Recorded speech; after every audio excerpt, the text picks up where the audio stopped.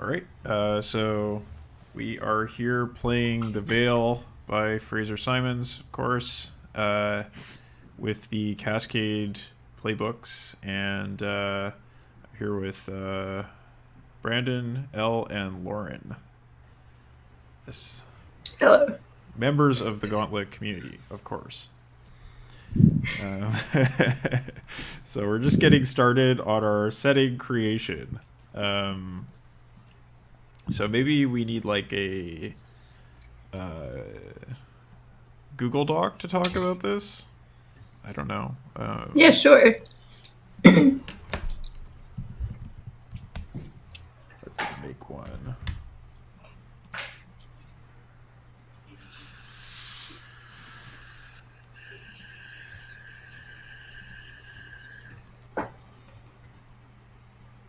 This is riveting, I'm sure, for viewers. Google Doc interface. So, what are your playbooks, by the way? So I'm going the onomastic. Uh huh.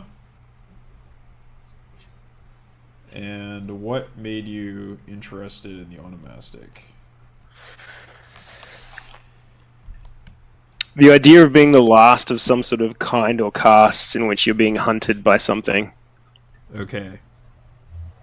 There's a certain element of, I guess, religion to it, Yeah, there definitely which hits me in the spot. Yeah.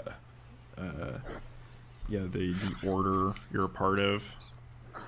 The Doctor Who elements in that was really calling to me too. That did not go there. Right. So I think of it more like the order from Doctor Strange. Yep. Totally.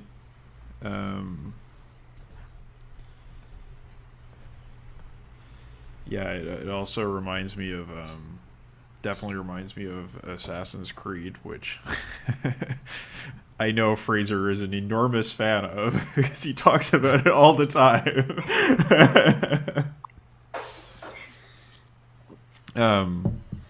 Yeah, so cool. So you're interested in this sort of being hunted thing, being the last survivor. All right, we'll work with that. And Elle, which playbook are you using? I'm going with the Wayward. Mm-hmm. I am like quite often drawn to like natural things and in creatures and living things. So the idea of being in a dystopian future, but Mm-hmm. still being able to like get some sort of contact with those elements, that sounds fun. Okay. Yeah, definitely.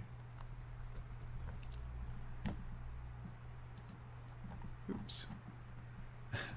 Oh yes, you've gone a bit quiet. That's true. Um, and Lauren, what have you decided on? I The don't moment is know. nigh. I You must kind of feel decide. like Die of I kind of feel fate. like oh no. I kind of feel like my decision is based kind of like upon how we as a group want to interact with the veil. Um, Mm-hmm. since I had in mind either sort of one character who is the architect, who I'm gonna be a dork and like refer to as like a gardener, who like kind of prunes and trims the veil and like has to sort of like engages with it in that sense as like a guardian, um, or like whatever. Maybe they've gone rogue. I don't know, but like their base story is like that's their jam is they can manipulate the veil in that sense. The other one would be the denotation, Yep. which I would play if we wanted to be more like, nah, fuck the veil, like, it's way too corporate, and we need to use our own tech to, like, hack into it and grow our own plant life or whatever, or use, like, subversive technology um, to do whatever we want to do in this game. Right. So that's my dilemma. So you kind of see the denotation as more of an outsider.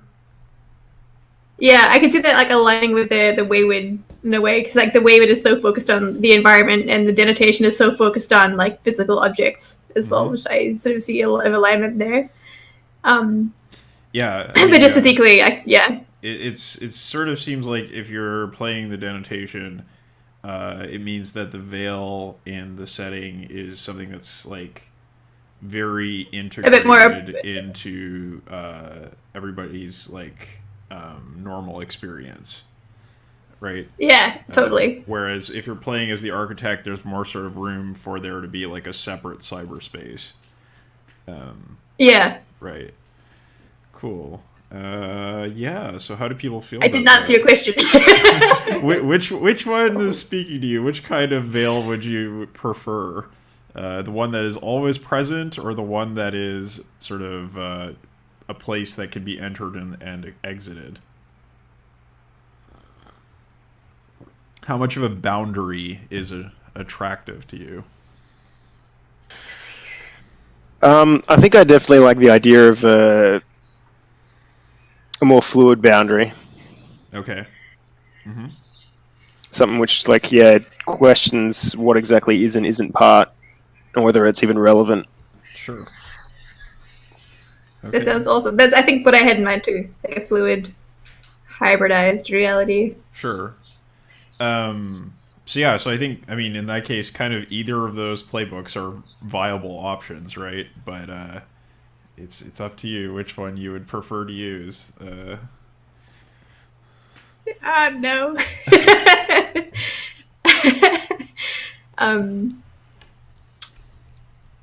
My own, and then my like warning is like I'm real bad at talking about hacking shit because I don't know a lot about science and computers. So if I do the denotation, there's going to be a lot of, I don't know, it's like cool and stuff, and don't ask me for any details, but I hack it good.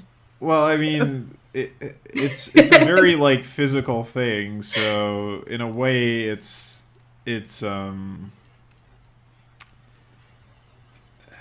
lot like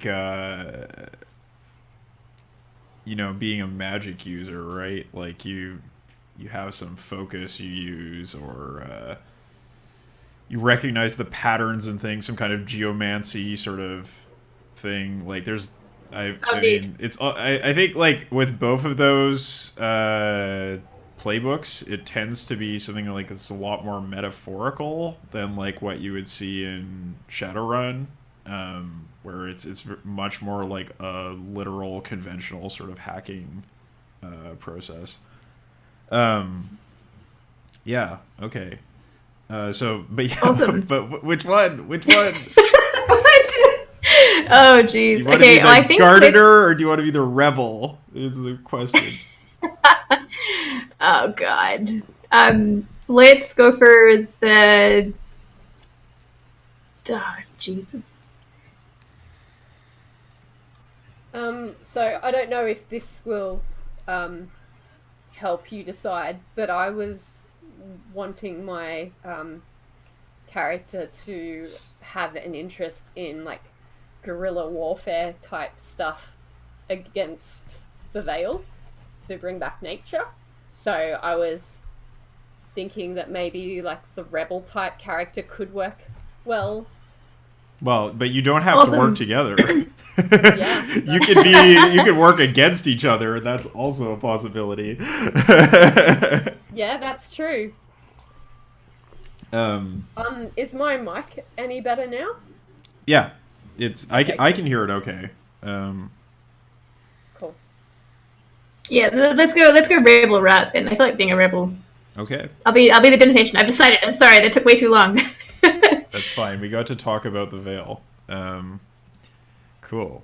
So, well, I think I kind of just want to talk about some of these things on the first session sheet and the scenario sheet. So like, oh man, Google Docs, what are you doing here? Okay, there we go. That's the problem. The veil setting. And Anybody can edit. Let's go. Okay, so now you should have Google Doc access. So setting stuff. So technology, the veil is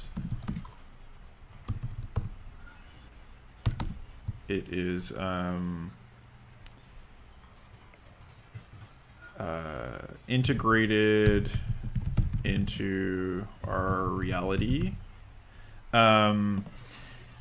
Is this a thing that is like, okay, so this idea I had for the setting was that people are living in arcologies because the regime that is controlling things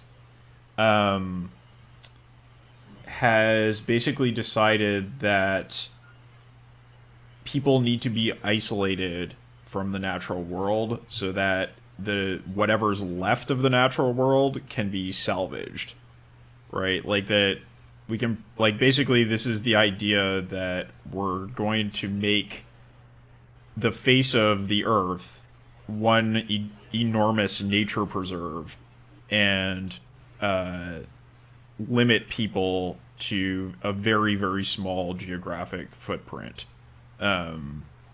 So just creating this really, really intense divide between people and what's left of nature after all of the destruction caused by global warming. And Elle, you mentioned like ozone depletion, acid rain, sort of pollution, that kind of problem.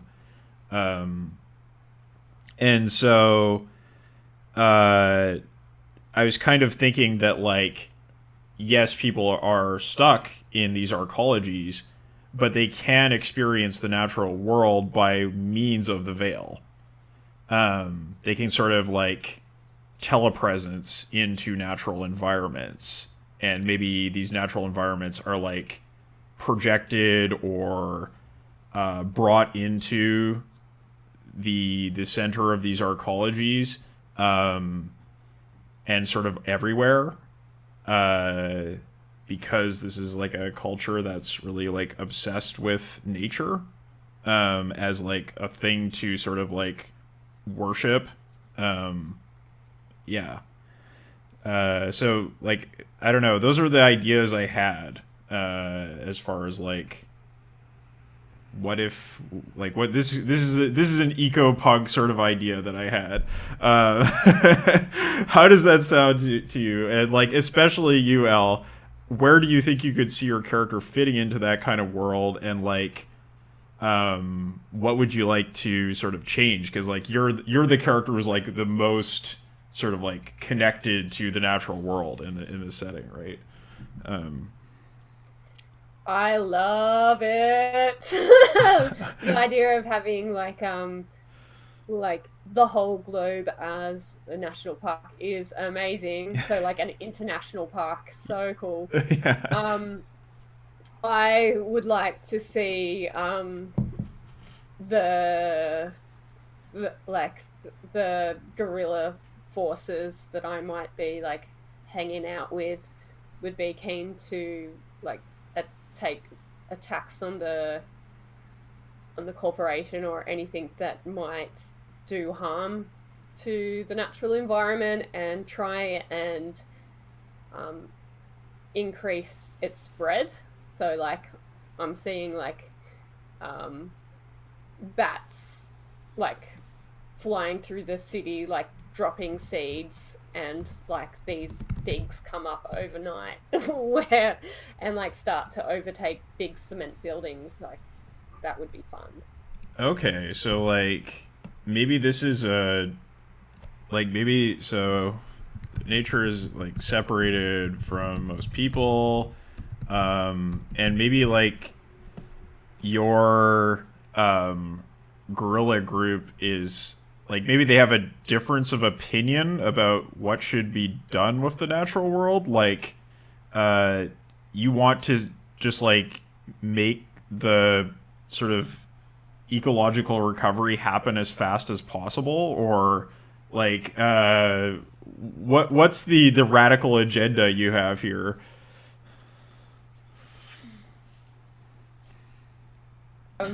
So the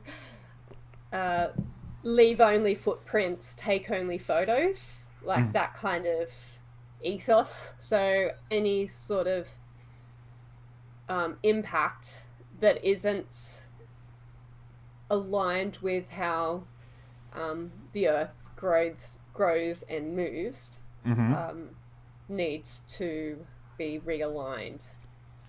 Right. Well, so okay. I mean, this is interesting because like what I sort of had in mind was like that. What if people who believe that won and took over the world? Right. Like what it like I was thinking kind of like if you leave an arcology, it is a capital offense. You will be killed. Because you are going into the natural environment. And you're not supposed to do that because you're not supposed to leave any mark of who you are as a human being. The way I'm kind of interpreting it from what you're saying is it's essentially about access to the point where nature itself is limited to the people who have earned it, and it almost would have like this divine quality to it because very few people would get to access it in any sort of way. Yeah. There could totally be like a limitation on who has the privilege to exit into the natural world, and most people don't have that privilege. Okay, maybe it's more about like bringing society at one with nature. So it's like so the world is a resource for everyone to enjoy, but respectfully. So it shouldn't be left to just the elite to be able to go for a walk in the forest. Right. Is that kind of sounding more along the line? Yeah, I think that definitely sounds like it would be like a more sort of like conflictual thing because I guess like the sort of dogma would be like that's impossible. We fucked things up so badly last time we tried that. Like we can't possibly go back to anything like that. We'll just ruin everything if we try that. So like it's maybe about being a little bit more hopeful about people's relationship to nature. Can you explain arcologies? What do you mean by that? Arcologies are like it's like this image that I have in the background here. They're gigantic like superstructures that have self-contained like living spaces and ecosystems. Oh, Lauren's gone. Lauren's back. Okay. Maybe. You're here. And yeah, so the idea is like you can have everything you need to live inside of an arcology, and you don't need to you don't need to interact with the outside ecosystem or the outside world. You totally need to feel the sand between your toes. Right. Not just veil sand, but real sand. I was thinking too while my internet was failing. It's almost like they're kind of like integrating people and nature is like why would you ever try and divorce that? Like we're of the earth. We should try to integrate with it kind of thing. Right. Although there's still so I guess some of my slacks exist. So we might not necessarily be of the earth. Yeah, so okay, I think that's a good conflict there. So this was my question about the veil is like is the veil something that's limited to within these arcologies?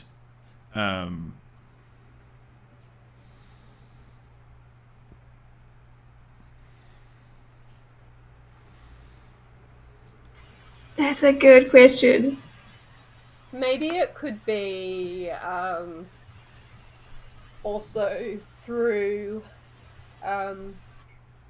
your cybernetics and maybe like anything man-made could be. So yeah, but I mean, like, the question is, like, if you left an arcology, would there be like, would you get like scrubbed down? Would you have all of your veil connections shut off, as like a way of like maintaining the barrier between these two worlds? Or do you think, like, if people go outside into the natural world, they like bring some digital, like some part of the veil with them? What do you guys think? Lauren's looking a little bit frozen. Lauren is having internet troubles as usual. No. Lauren, no. Yeah, I definitely feel like even if it is available outside the ecologies itself, it's definitely not promoted that it is. Like the party line would be, there's no access out there. Right. So it would, like, most people believe there is no veil outside the arcologies. Whether it's true or not, we can leave that open. Okay. Let's.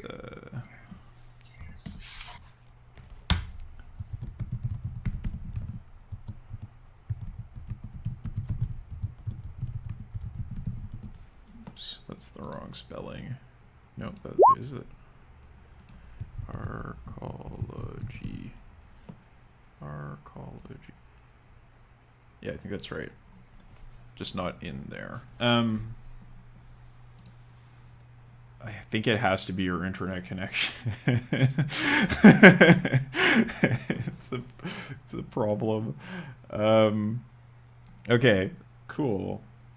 So I think I want to talk about, like, maybe some other technologies that might sort of define this setting. What kind of level of comfort do you think people live with inside of these arcologies? Is it a very, like, is it squalor? Is it like, are people well off? Oh, hello, you're back. Maybe try turning off your video. Oh my god. I like the idea of maybe that it is everything you could possibly want, and people are born and bred in these arcologies and never know what fresh air feels like. So how could they know that fresh air is amazing when you've been in a cocoon your whole life? Right. Yeah, of course. So maybe this is like,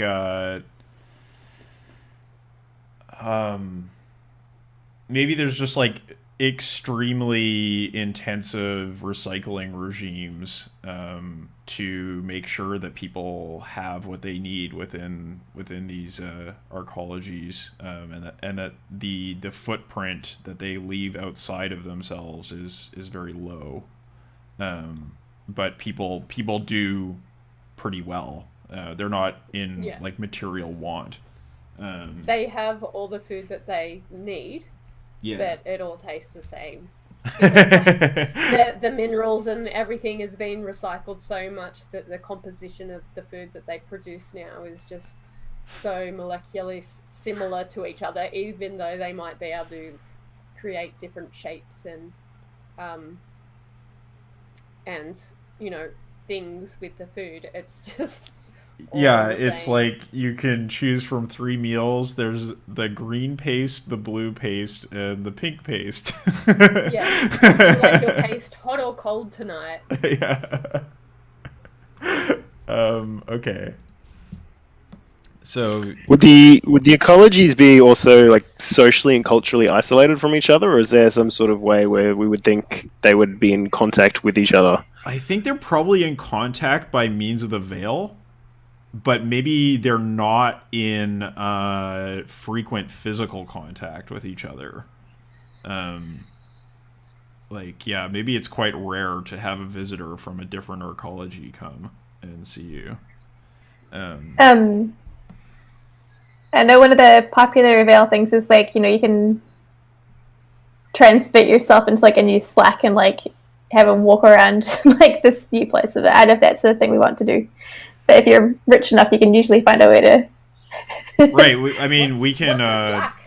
That's something we can talk about. Like, so. Oh yeah. Have you seen Altered Carbon?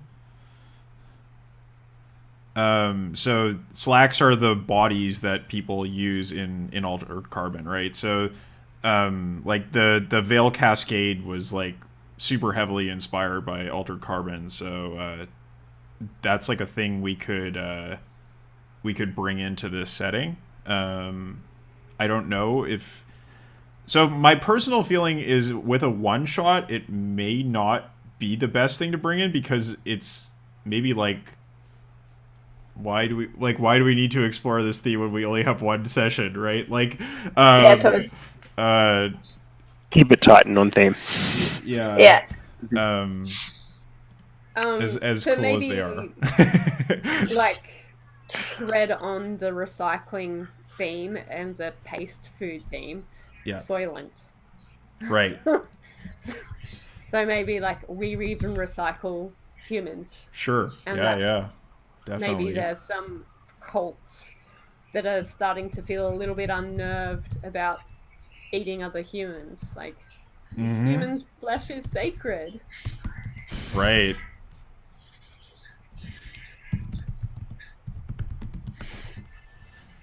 Cool. Okay. And there any sort of other technologies people would like to throw into the mix here?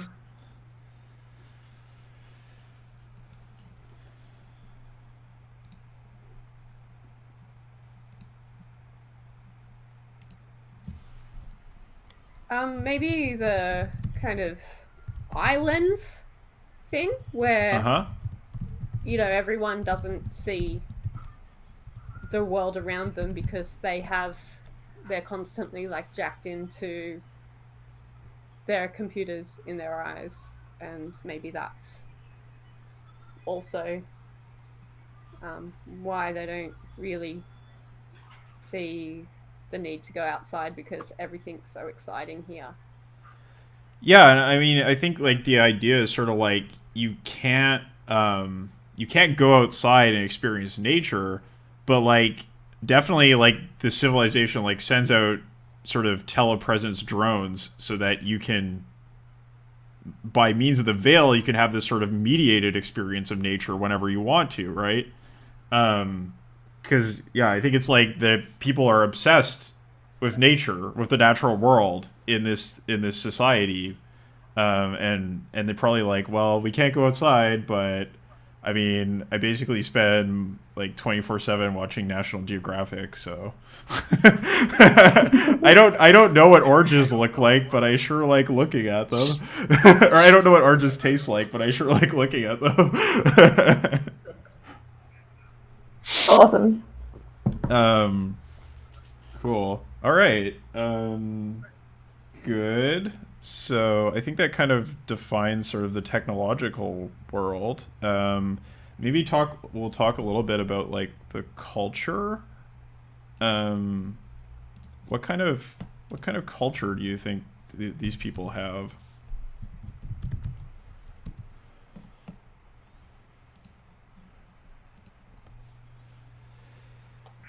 I kind of like the idea, especially where it's very closed environments with lots of constant streaming of information, that there'd be a large sort of like social media and that sort of stuff would largely push a lot of how society is structured, and everything's vote by popularity. Okay, so Nice. Yeah, voting on everything except the things that are like probably like laid down in the Constitution, like no, you cannot go outside. You cannot vote to go outside. That is not something you can vote on. Yeah, there's still the Rothschilds at the top. Right. I was listening to the radio today, and they were talking about how much social media, like fake ground movements and fake community uprisings, there are like created and promoted by like state actors. So is it the maybe same kind of society we live in today where everybody is suspicious of everything? Like, yes, you can vote on everything. Yes, there's social media everywhere, but nobody trusts anything because they think it's all like the administrators manipulating them. I don't know. I like the idea more so that they're content with the administration because they feel like they are doing the uprising. They feel like they are doing like fighting against the government, but it's all, tailored by the government. It's like So it's, people who share stuff on Facebook about like charities and stuff like that, but don't actually do anything, but feel like they've helped. Okay, so you're talking about I see. It's like sort of orchestrated astroturf sort of political movements. So there's a lot of hubbub and moving around, but nothing actually changes. It's kind of the idea Plus- here. I love the idea of like that sort of false agency where, yeah, you can vote yes, but the government's got a shit ton of bots that are also voting for the outcome that they want anyway. So Sure. Okay. does your vote really matter? Right. Okay. So yeah. Or at least that's the conspiracy theory anyway. Yeah.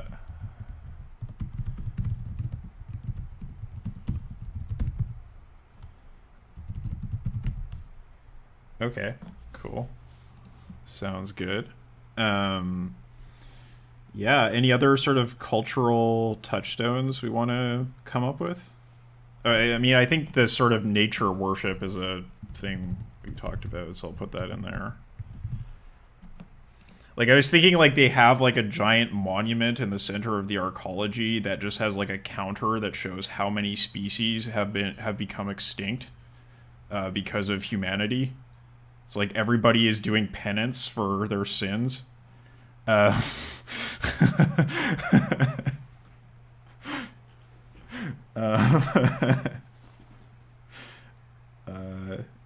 anything else? I though? dig that a lot.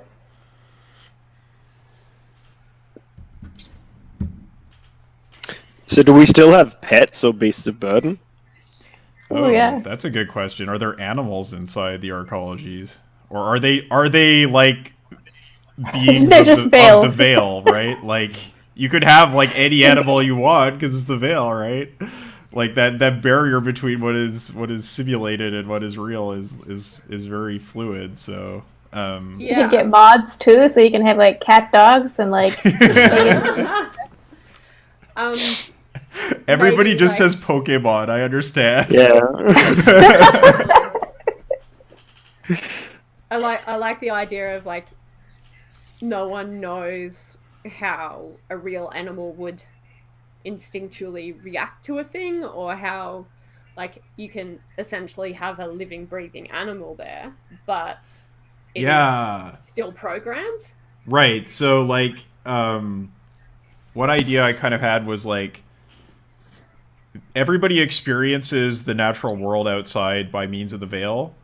And like maybe there was a point where what people experienced through the veil was like basically just sort of unmediated video coverage, but maybe like that has been progressively modified over time.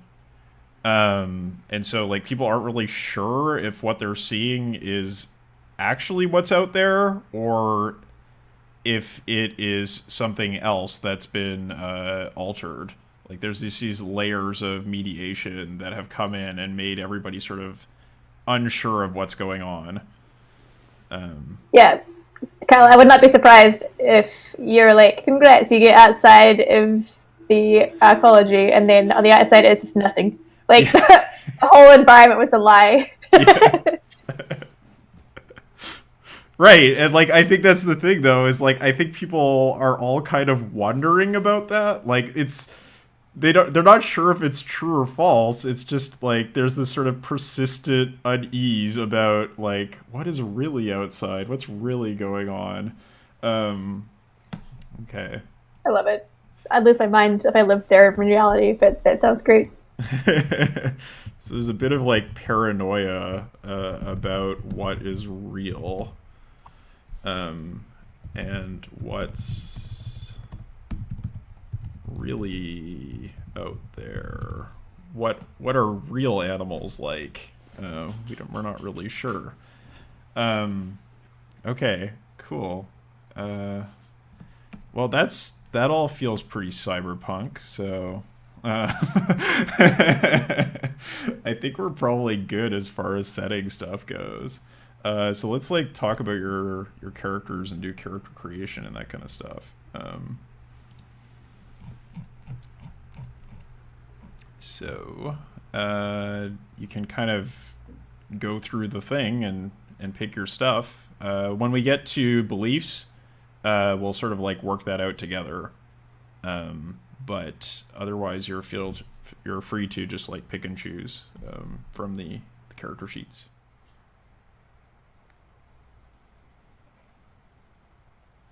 I think I'm up to obligation questions and beliefs. Okay, cool. All right, let's take a look at Cillian, the denotation.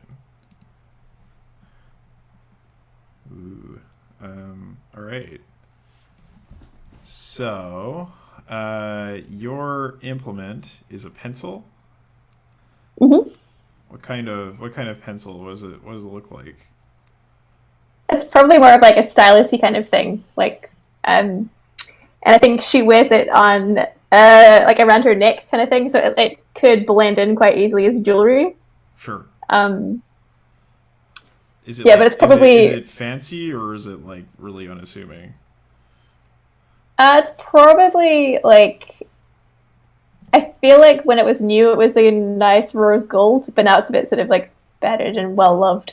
So A little tarnished. It probably, yeah, a little tarnished, but it still works. All right, cool. And like, how long have you had it? I feel like a long time. I'm trying to figure out its origins. I'm not sure if she stole it or like stole it from her previous job or bought it off of someone who used to belong to like a co-op or whatever. But I feel like she's had it for a long time. Yeah. Okay. And so you use this to like, how do you use this to interact with the veil? So glad you asked. Hang on. I kind of tried to like the origin for this idea was like the picture that I found on Pinterest. That's a good place to start. I just popped into the chat because I saw this picture and I thought it would be super neat to sort of use the implement. Oh, she's partially used the implement to sort of tattoo over herself. Okay. So in the picture there, I was drawn in by like the vivid neon and stuff that's on her skin, and I kind of feel like this comes from a place of like, I feel like she's that kind of wanky artist who's like, but sure, you guys talk about what is real inside this place, but like it's all fake and stuff, and so I kind of feel like she's exposing that fakeness on her skin by just like tattooing over and being like, the shit on me is just as like real as the shit out there, and none of it looks organic. It looks fake and plastic and neon and Sure. technological. It's like a statement against the place that she's living in. Right. So sorry, I'm trying to think for myself, and that's dangerous. It's fine. No, I mean it's so like I think you're like using these very sort of like garish neon colors and like geometric forms to emphasize like artifice and like just like the artificiality of the veil, right? Like put it in front of people, try to shock them with it. Yeah, exactly. And I think the implement does that by like stripping away layers of the veil, or like augmenting layers of the veil in some capacity to sort of like bring out the visual aesthetic of her art. And I don't know, I haven't fully visualized how the pencil's going to work, but the touch base for this was like when you go into Photoshop and like you can have the texture of pens and you just sort of like squiggle around the texture pens and it just like creates a lot of flowers or leaves or whatever texture. Right. And you Photoshop. mainly use this to like do like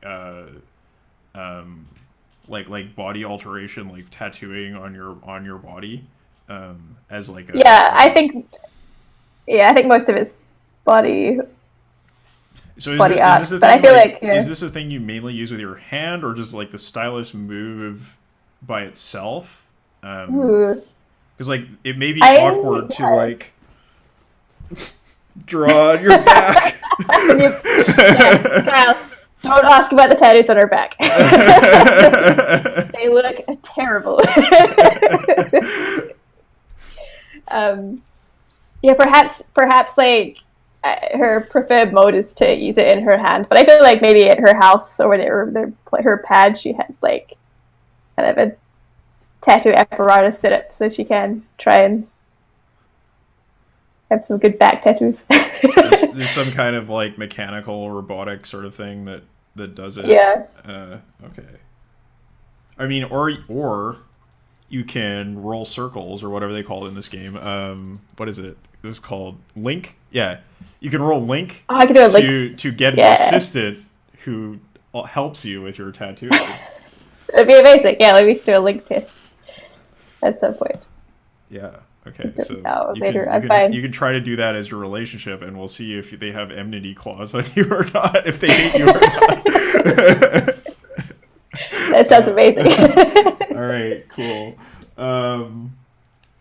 Okay. So tattooing. Cool. All right. I feel like, yeah, I feel like she might use it as well, like on other parts of the veil as well. Like I feel like it's a bit of an omni tool in that sense, but I think most of her expression is through like bodies. Yeah, and like, how does she draw attention to herself in order to like make people look at her and her tattoos? Because like it feels like, you know, this is like performance art. It's about like showing off her body. Like, how does she do totally. that? I wonder if there's like some indie zine that she models for, or like, and maybe there's a clique of other people who, like a subculture who do this. And oh yeah, know, like maybe shows. Maybe she does like modeling for like, yeah, this like veil zine thing, and like there are like instances of her all over the place, right? Like in the veil, like like distributed by this zine. Yeah. Oh my god, that sounds good. We'll definitely that may have some interaction with the iconoclast. We'll have to see. Yeah. Excellent. Oh yeah, so like yeah, the iconography of her implement is to try and subvert corruption. So I think that's her MO. Right, and so what's the specific corruption that she's against? Obviously they were built on lies, and what exists outside this place is a fabrication as much as the art on my skin is a fabrication of my ideals. Right. Okay. Right, so you're pointing out artifice in order to expose the artifice of the institutions that like pretend to be natural or pretend to be real or truthful. So okay. Yeah, totally. It's extremely postmodern. Okay, that's good. That's my game. Yeah. All right. Good. Cool. Is there anything else you want to sort of talk about before we move on to another character? I think we're good. Okay. So, who else is feeling ready to chat about their character?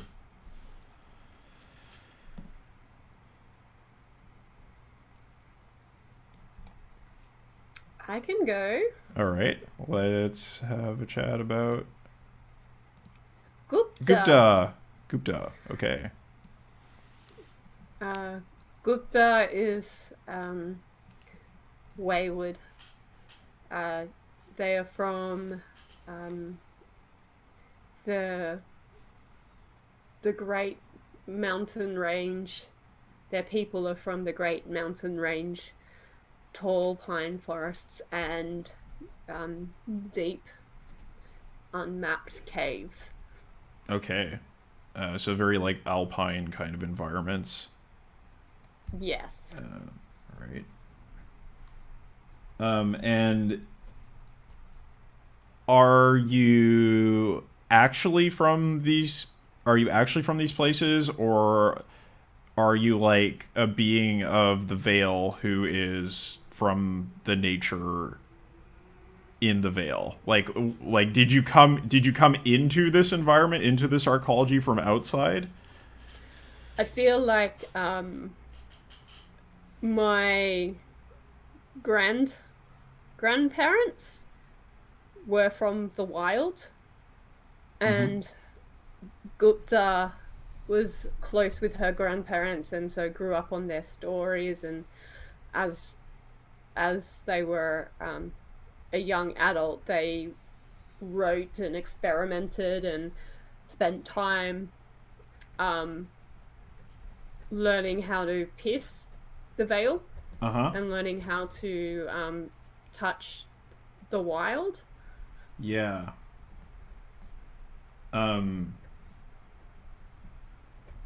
So how do you do that?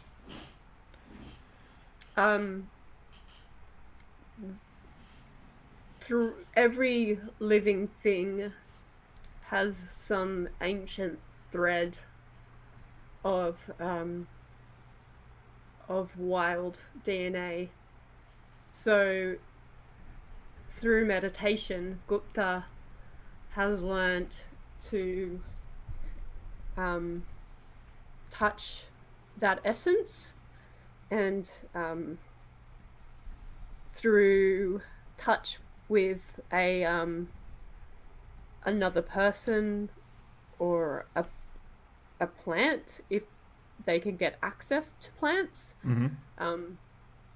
They have a amber pendant around their neck with a trapped feather in it, and by meditating on that, they can contact that outside the veil. So is this like you are sort of like reaching out to the like genetic heritage of the humans around you and like pulling out like the animals that used to be a part of like humanity, or like that are ancestors of humanity? Yes, totally. Cool. Yeah.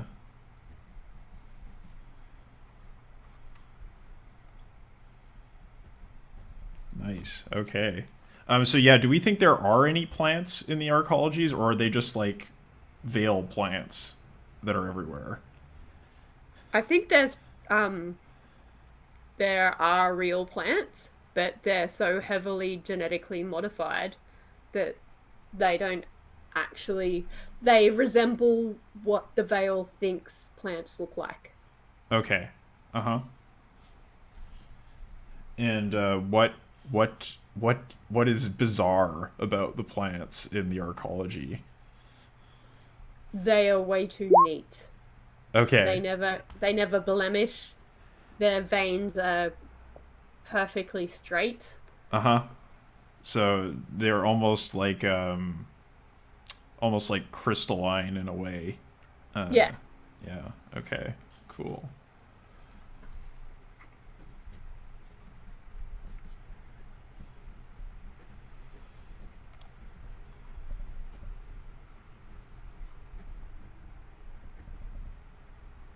Cool. Okay.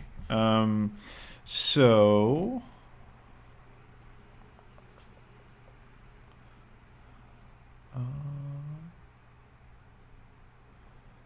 Any other? Oh. Ooh. What is? I probably haven't filled out the form right. No. No. I was looking at your info, and like I see you have some cybernetics. What's Yes. going on there? So I have an implant in my voice box, Canis song. Mm-hmm. It allows me to call to wolves and bats, Okay. and a Vesputalis eye, eastern cave bat eye, gives me night vision. So is this like something you made yourself?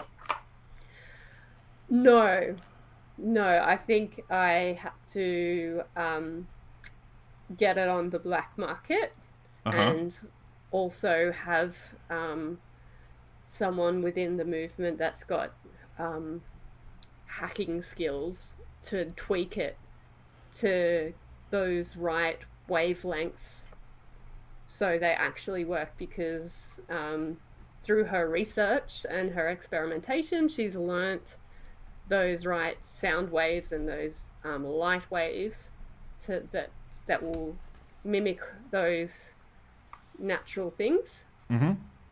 Okay, cool. So yeah, so you have some people that you work with that helped you with that. All right. Yes. Nice. All right. Good. Okay, so let's talk about the onomastic. Yep. All right. So,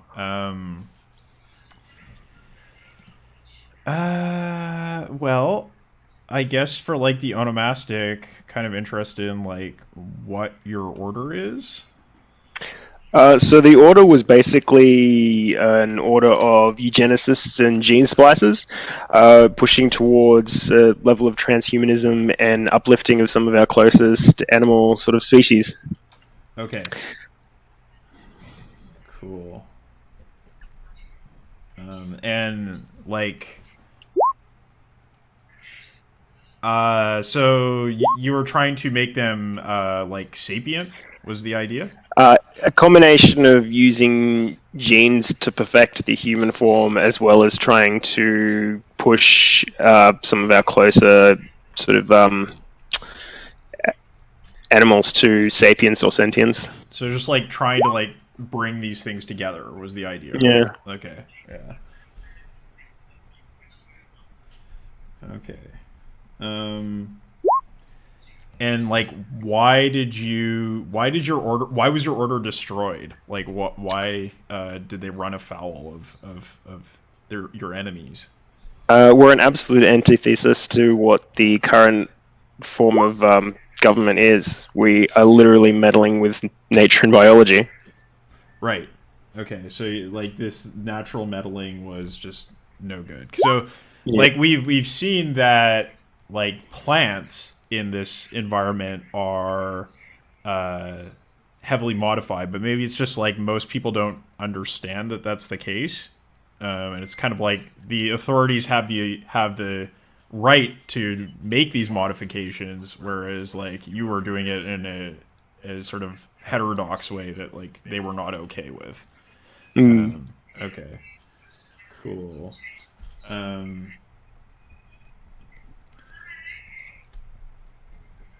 So your look, like you are already somebody who has been like heavily gene spliced, is kind of like the idea here. Yeah, so I have lizard eyes and slightly scaled looking skin. Okay. Is that something you hide, or is it something you wear openly?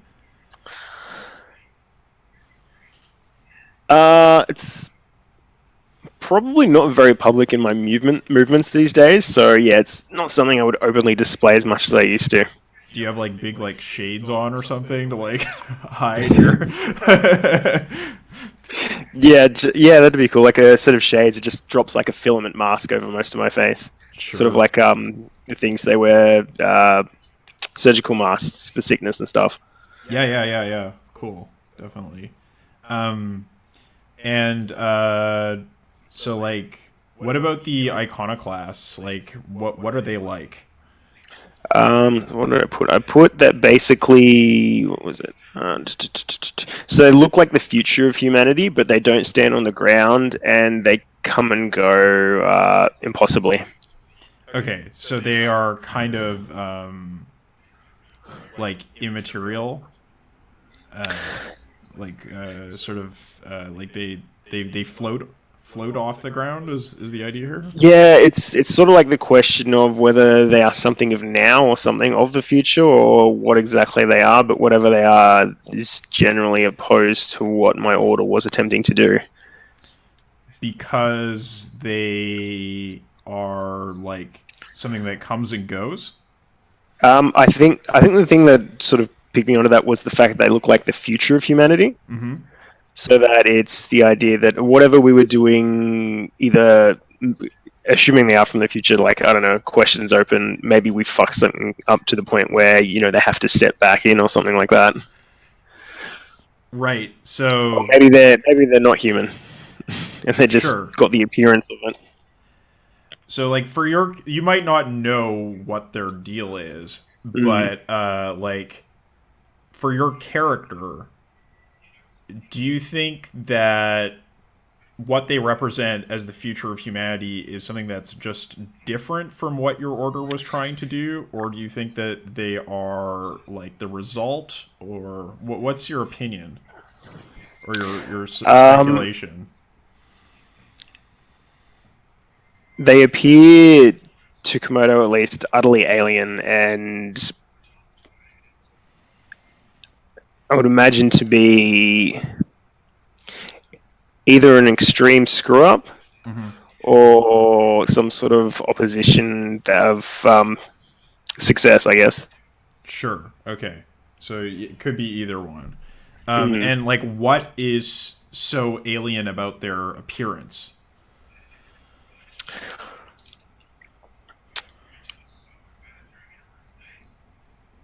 I guess there's this. You know how I can't remember the name of it. There's that graph. The closer something gets to human, the more disturbing it is. Yeah, the uncanny And they're valley. right. Yeah, they're right at that point where it's just too close that they just can't be. Right. So there's something about their appearance that marks them as very close to human, but not human. Okay. All right. Yeah. Okay.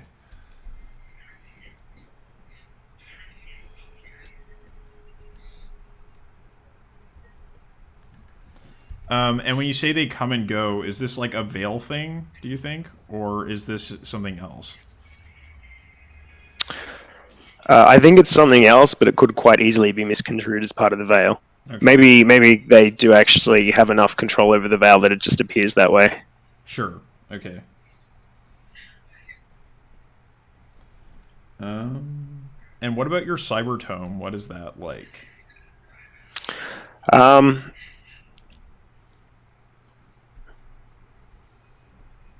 So I imagine it's actually. Oh, actually, it'd be like those little. What are they called? They're those little boxes with like a code puzzle thing that only open up when you do it correctly, and if you don't, it can actually destroy the information that's inside it.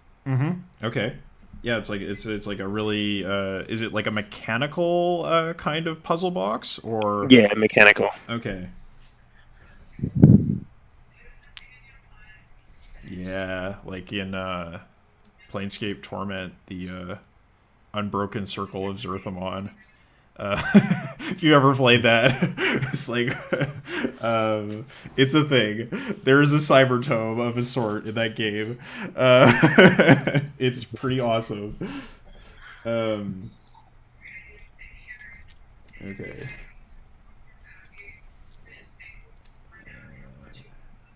All right. Cool.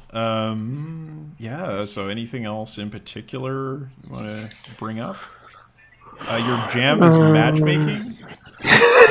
Yes. So it's about genetic suitability. So what's your definition of genetic suitability? Like, being a eugenicist, it's kind of like if you're a eugenicist, you have to have some picture of what is better than what we have now. So guaranteeing that there's no chance of genetic like issues, like birth defects or anything like that, as a likelihood, as well as the chance for, I guess, stuff that I imagine would. I'm making the assumption would still be socially desirable, like mesomorph frames and things like that. Mm-hmm. Mm-hmm.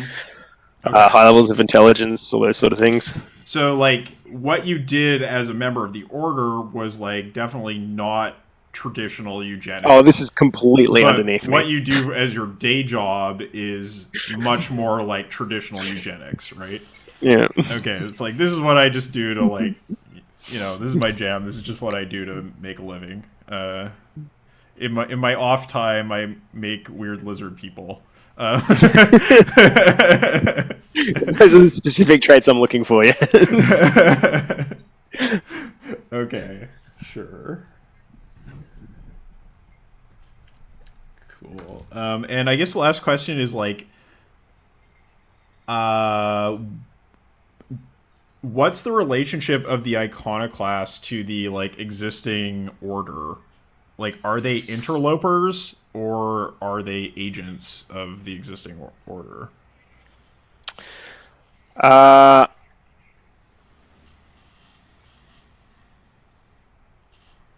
feel as though because my order is at its end, it's probably not relatively new that it's been at its end. It's been something that's been happening for a fair time. So my order has gotten to the point where they're not really considered anymore.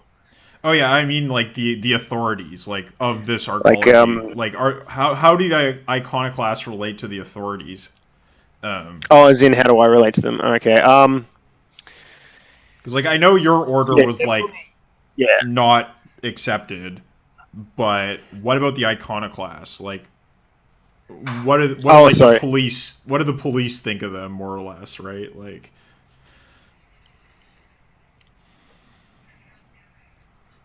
I feel like it's a case of when they show up, the authorities maybe get a glance of them and then can do nothing about it, and it's like, well, we'll just pretend that didn't happen.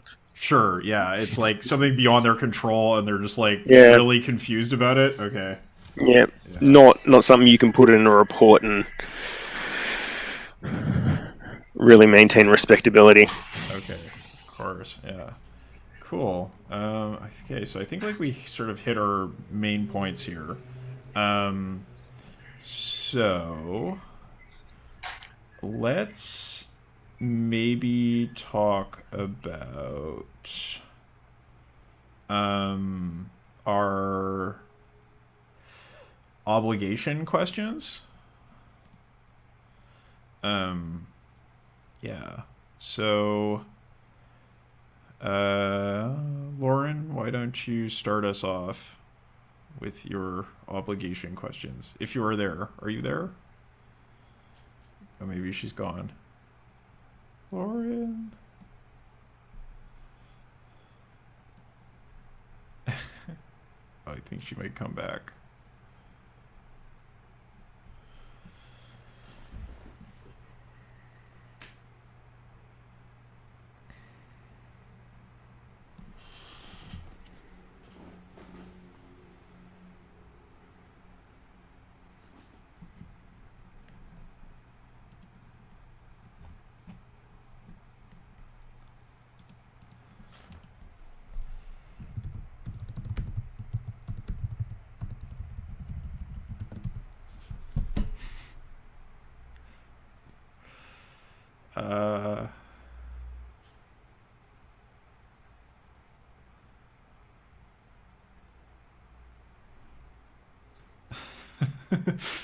Okay.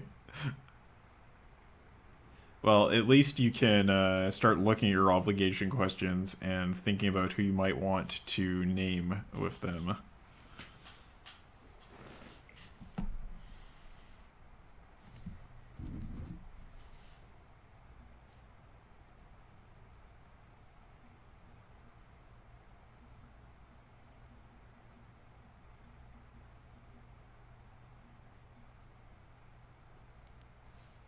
Oh, you're back. Maybe? Hello? What did I miss? Oh, okay. Was going to ask you about your obligation questions. Oh, okay, perfect. Yeah. Sorry. So let's take a look. You're in the Cascade playbooks, right? Yes. Cool. So I have, if you have used your implement in order to change the physical appearance of someone in order to protect them when they needed it most, expecting nothing in return, you have one obligation on them. Right. That's a good question. Does anyone think that Lauren did that for them? Or That actually ties uh, in. Yeah. That actually ties in really well with one of my obligation questions, which says if someone helped save you from the iconoclast asking for nothing in return, they have one obligation on you. Ooh. Okay. So this could be a Cillian and Komodo could have this relationship. That sounds amazing. So But then I changed that would physically. mean you would have two obligation on Komodo, right? If it, like, I mean, that's kind of a question there, is like, do we want to use the same thing, because it would double up, right? Yeah. It depends on how much you trust me. Go for it.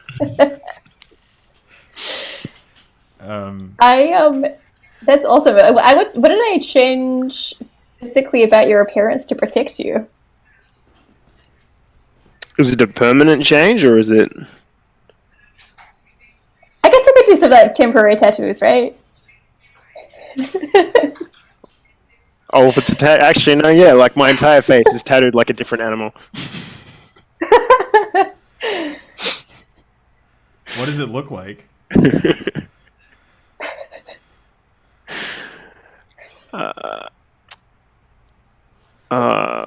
do we want?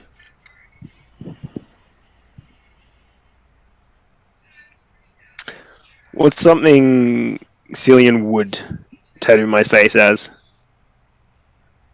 It's probably neon. Uh, Oh, she's gone again. Oh.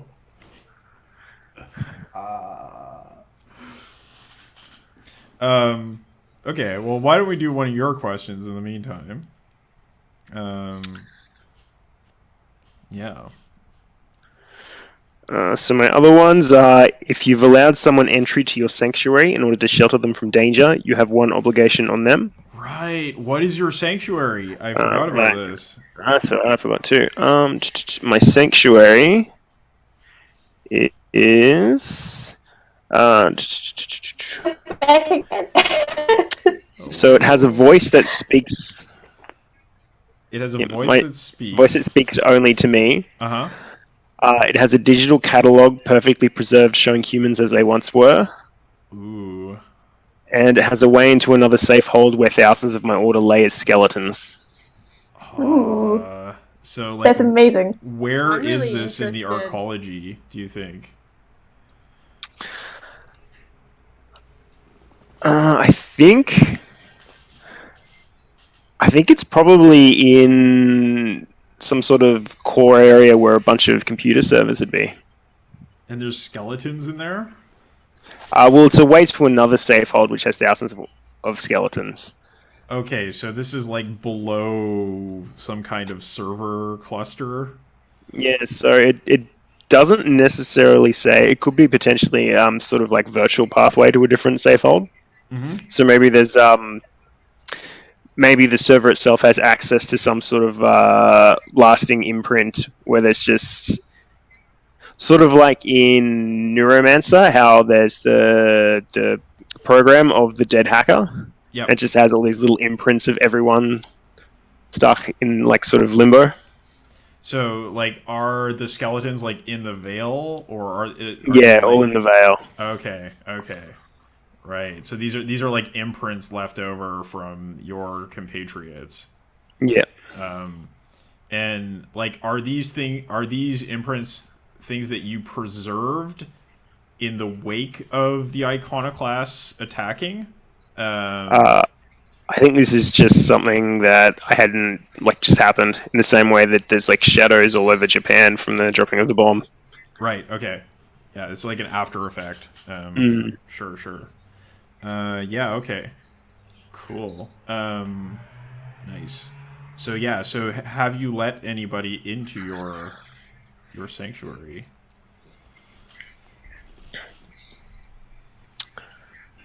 I feel like I might have let Gupta in. Mm-hmm. Yeah, I really want to see like what people were like. Mm. Yeah, I feel like that's a good overlap for your characters, right? That genetic angle. Yeah, Yeah, totally. but I think I'm quite uneasy about it because I don't like straying from natural DNA. So it's a sort of alliance out of convenience. So why would you let Gupta in there? What did you hope to what did you hope to gain? Uh, well, Gupta's still connected to the natural environment, and To- you have a bat, so that's part of what I did. I totally reckon that you were involved in hacking my cybernetics. I think you were able to get that archive DNA of Mm, bats and wolves to pump up my mods. Awesome. absolutely, that's absolutely my jam. Cool. All right. So Gupta, why don't we do one of your obligation questions?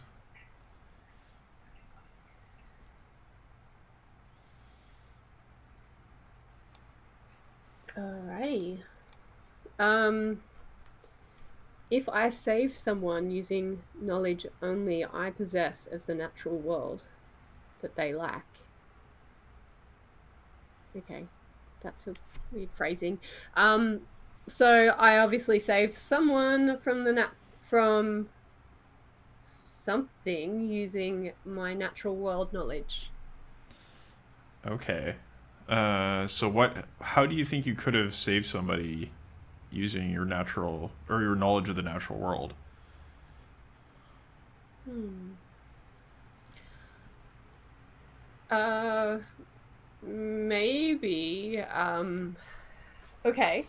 So, um, Komodo might have been trying to grow something from some archive DNA which he was not aware of what particular species was, what its properties were, um, and he was about to like bring into the realms like a highly toxic plant that I possibly was able to channel and feel the toxicity in that DNA. So you're just What do you able to reckon, like Brendan? intuit like there's something off about that. Yeah, or like maybe when I was in your sanctuary, Mhm. you're like, this is our new plant. We're growing it and we're going to test out its food properties. Um, and I'd be like, nah. No. You saw the flaw in the plan. Okay. All right. So there's an obligation there. Are you happy with that, Brendan?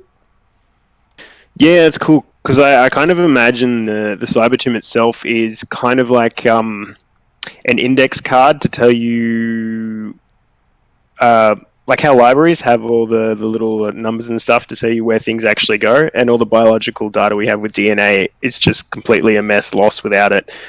And so it would have been a case of I have no idea what I'm actually growing at this point because the data I just can't access to tell me what it is. Can't access the cybertome. Yeah. Okay. Good point. Yeah, that could totally be a thing that you could save them from. Makes a lot of sense. All right. So Cilio, uh, what's your next obligation here? Yeah, the next one that I'm really interested in is if you've told someone a secret in regards to the iconography of your implement that could get you into trouble with the authorities, and they keep it secret, still they have one obligation on you. So who would you have told? I don't know. I feel like Gupta is trustworthy with that kind of stuff. Like, she keeps a lot of secrets for us. And I With have the a secret cybertome. that I could like exchange with you as well. Oh, nice. That's amazing. Yeah, I feel like the secret of the iconography is like, maybe we'll figure it out and play. But my thinking currently is that while it's used cosmetically to sort of affect like cultural change, I think it does have capacity to like really fuck up the veil. And I kind of want to, but I just don't know what the like how best to do this, because once we do it, like I'm probably fucked. So it would be good to sort of like have some kind of game plan before I make everything go to shit. I have a little idea that maybe you could use some sort of imagery from like the wild, like you know how creatures are brightly colored when they're toxic, or like you know things that are poisonous look poisonous, that kind of thing. Oh, I love it. Right. Yeah. Yeah, inspiration from nature. Unless you're Komodo and you can't tell what's going on. Sounds awesome. Okay. All right, so you're sort of playing with fire with your implement. Cool. Yeah. Okay. And Komodo, what's another obligation for you there? So the one I have left is if someone has disclosed a major life event to you, thereby increasing your components on them, they have one obligation on you for each component. Okay, so did someone disclose a major life event to Komodo?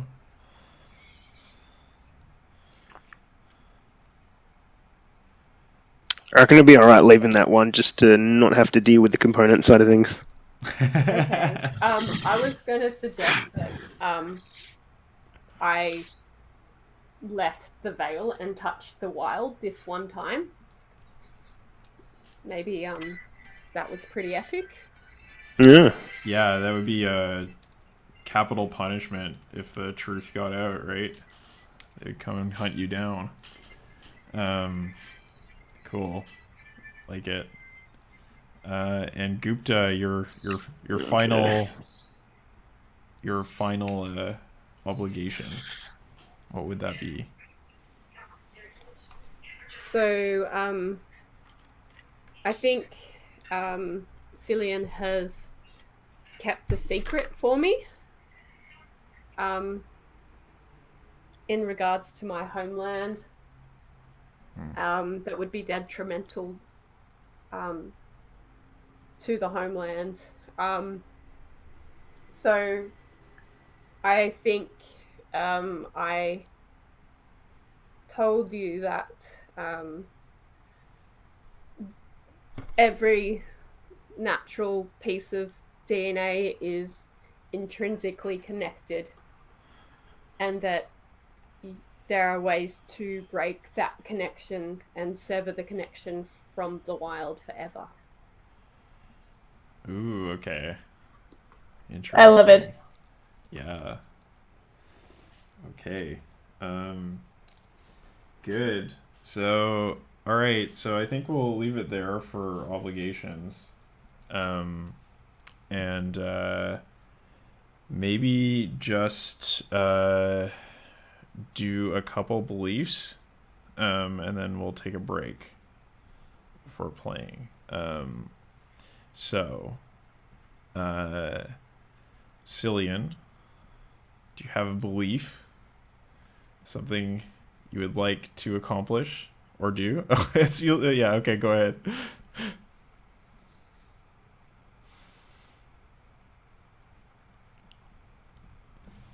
something you yes. Yeah, go ahead. You're muted. I totally, yeah. I was like, oh, Cillian, and I was like, that's someone else that spoke to me. Sorry. Yeah, I think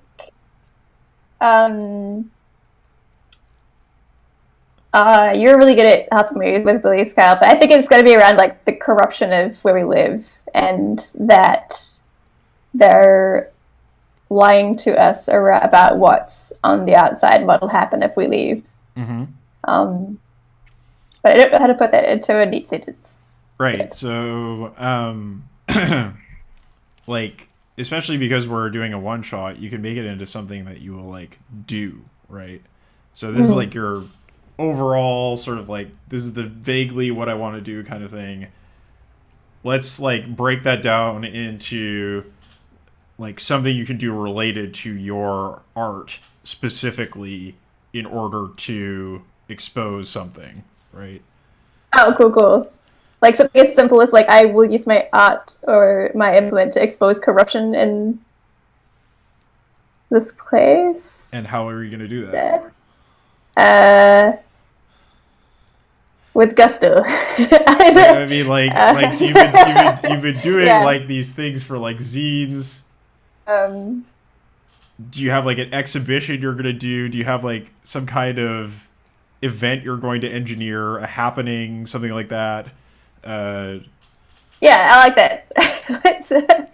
Yeah, I will put on a show to expose corruption in the place that we live. Okay. So, okay, I think that's a place to start. Okay. Yeah. Well, then you can think about one more belief. We'll come back to you. So, Komodo, is there something you want to accomplish in order to achieve your beliefs in this session? So I'm thinking of two potential things at the moment. One being basically the future of modification is in the form of art. So to try and get the information I have to artists and the way that they can change themselves and keep some of the knowledge that my order did create. Mm-hmm. And the second one being that we're basically in this massive sinking ship. There's no vermin or insects. It's time we introduce them.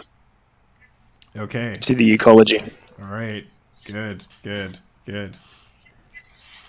Yeah. So like the arcology is a sinking ship. Is a sinking ship without vermin. It's time we introduce them, something like that. Nice. Cool. All right. And Gupta, do you have an agenda, something you want to do? Yeah, I think everyone has the right to interact with nature, and I will bring people back to the wild. Okay, so how are you going to do it? I mean, that's a good, like, overall belief, but, like, how are you going to do it in this session? What's your step one? I want to connect with individuals and bring them through the veil and let them touch the wild the same way that I did.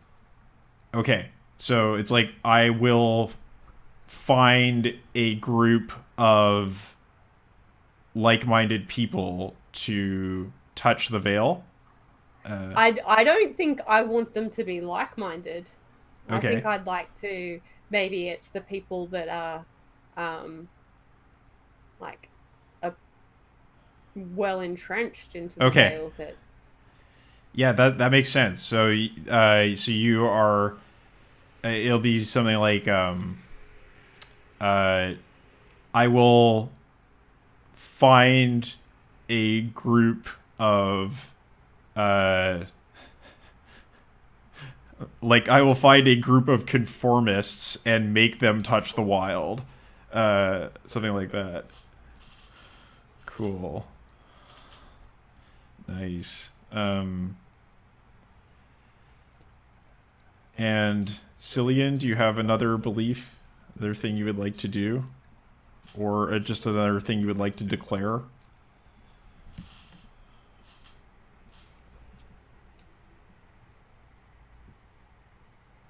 Yeah, I kind of... Oh, geez. I'm kind of torn between like going toward Gupta and going toward Komodo, so I kind of feel like there's something neat in being on the cutting forefront of artistry and using genetics to sort of enhance what's currently going on in the art scene, which is just a lot of Yeah, that could be like an artistic project, right? Like I will find a way to interpret Komodo's genetic information in my art or something like that. Yeah. And I kind of see the Gupta having a place in that too, because I kind of feel like, yeah, there's definitely a place for nature and the environment and trying to make a hybridized nature with art. Right. Okay. Well, you can work around that idea, come up with a belief. Thanks. All right. And Gupta, do you have one more belief?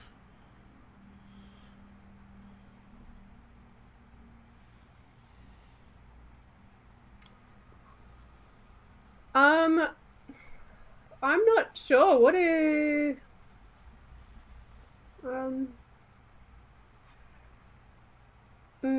maybe about helping the what are your people called, Komodo? The neurogenetists, is that what they call them? I didn't really come up with a name, but yeah, they're eugenicists of a sort. Eugenicists, yeah. So Yeah. that's I want to show the value in natural genes, like that. There's perfection in imperfection, and I'd like to help the eugenists see the beauty in natural DNA. Yeah, okay. So yeah, that'd be great. There is perfection in imperfection. I will convince the eugenicists of the error of their ways or something like that. Yeah. Cool. All right. So I'll let you sort of polish those off. Let's take maybe 15-minute break. Do we have time for that? How's people feeling? Okay. All right. So we'll reconvene at 10 past. Yeah. See you then.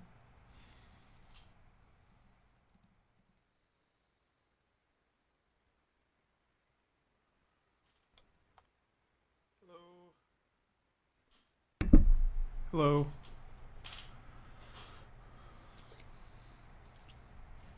Hello. Full of ideas, I hope. Always. Yeah. Good. This beer is so good. It's just come out of the freezer. Oh, I'm so jealous. I'm pretty jealous too. It is. It's always I'm in my little hot box, so it's 37 degrees, and then I'm also on the second story of a poorly insulated place. So I'm real jealous.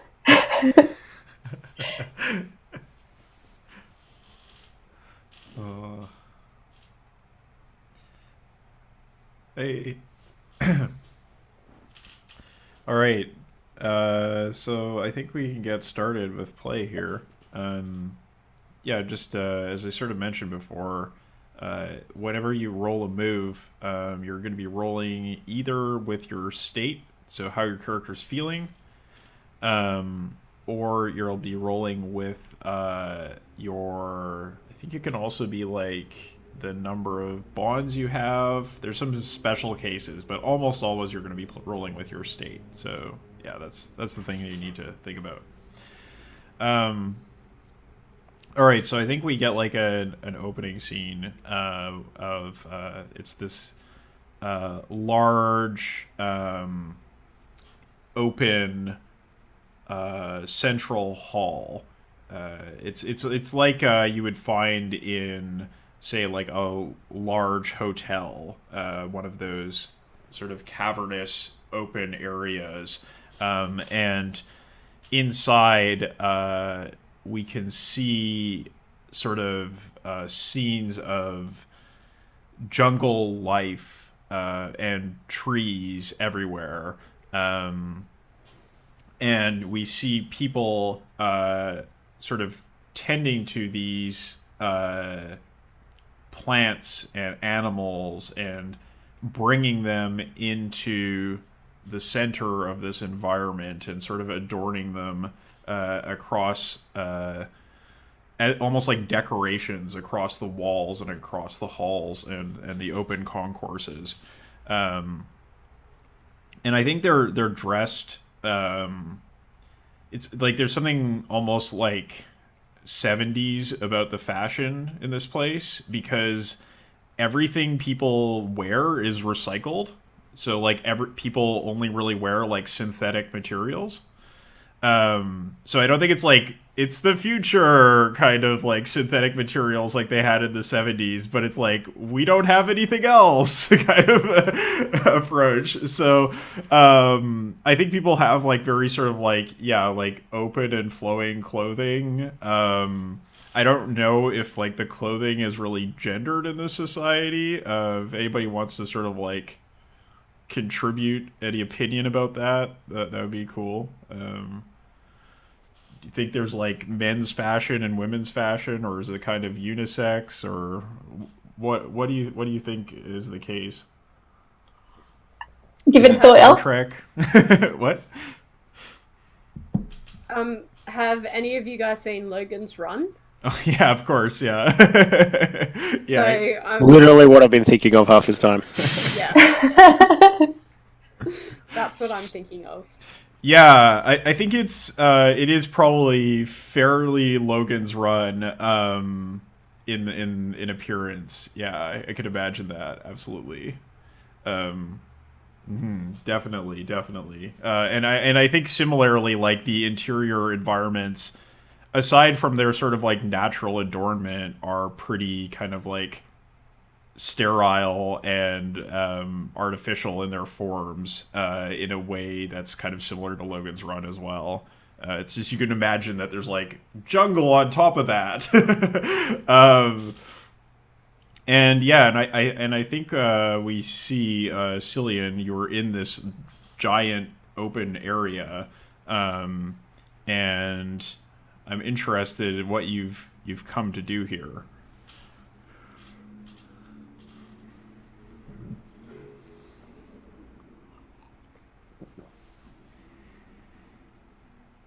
I'm so sorry, is it to me again?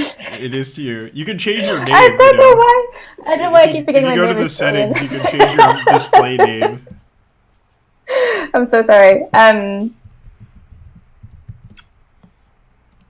Yeah, I think Cillian is here for,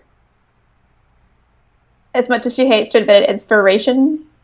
I think she often comes to places like this and sits down and maybe pulls out a pencil and sketches from the fake like plastic environment that's all around her. And is this like how, like, what's the medium you work with when you're sketching? Is it like a tablet you pull up from the Veil, or what does it look like? I think it used to be, and then I like to think that I'm not quite sure what the nature of my relationship is with Gupta, but I like to think Gupta perhaps gifted me with like a proper pencil, proper charcoal or something. From I didn't ask where she got it from. Of course, Yeah. that would be silly. The like real pine pencil, like actual wood. Yes, yeah. Sure. And what do you draw on? Because you know they don't have any wood pulp to make paper here. So what would you be drawing on? Yeah. Top of? I think maybe I gave you a little like writing drawing set, as thanks for something amazing that you did for me. I love that because it makes it so precious, like, because there's only a finite amount of like you take resources here, so like I have to make every minute of it count.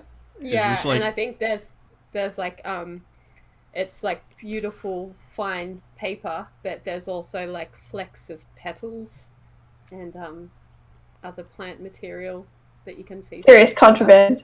Yes. Yeah. So do you like hide this in some way? I think so. Yeah. Like you know how you hide crap in a like hold it out book, like that kind of thing. Like perhaps I like pretend I've got a tablet You like put back or some something, but I'm veil actually, like, covering over top of the outside of it. yeah, totally. Okay, sure. So what have you come here to get inspiration for? I think what's been on Cillian's mind is just she needs to do something new to like really shock people. For a while, like the odd, like glitchy veiled tattoos did it, but it's like you kind of need to stay on keep like you need to keep shocking people. So I think she's just trying to figure out like what's the next step in really freaking people out and getting people to really, really think about the fake environment that we're in and what that means for us as a society. Cool. Okay. So I think this is probably the old.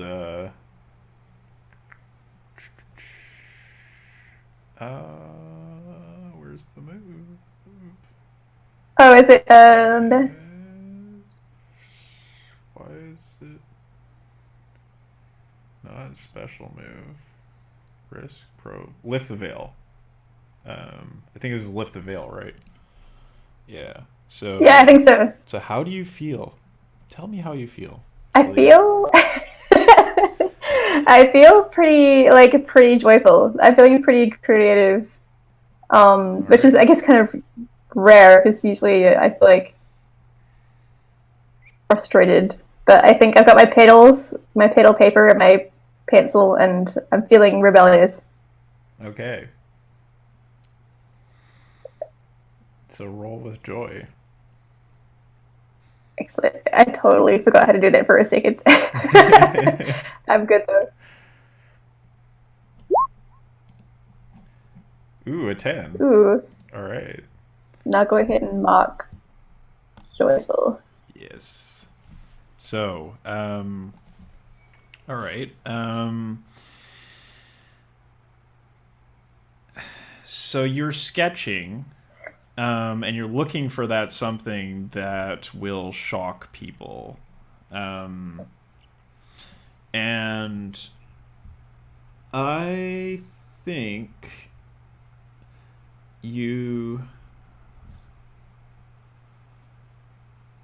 maybe I wonder. So, do you think you have like a special relationship to the veil, or is this it? Would you just observe things as anyone normally would? Ooh.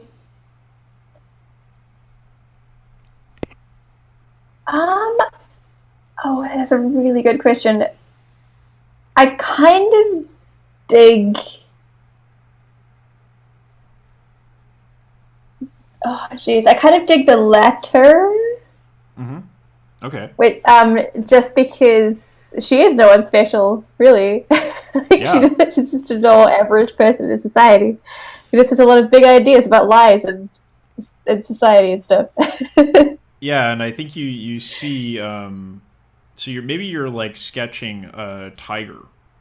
It's just sort of like lazing on a tree nearby, big tree branch, and it's like a big Bengali tiger, and you're sketching away on your paper with your pencil, and you notice that in framing the cover of veil stuff that you have built around this paper starts to creep and flow into the paper itself.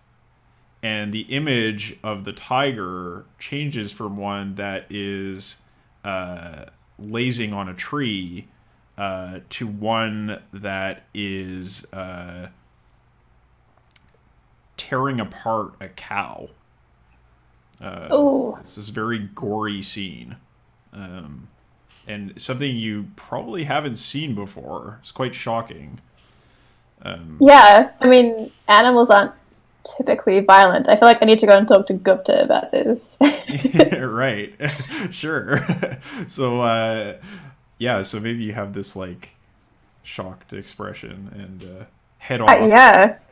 I mean, tigers are docile and friendly. Right, of course. They're cuddly. So fluffy. Yeah. And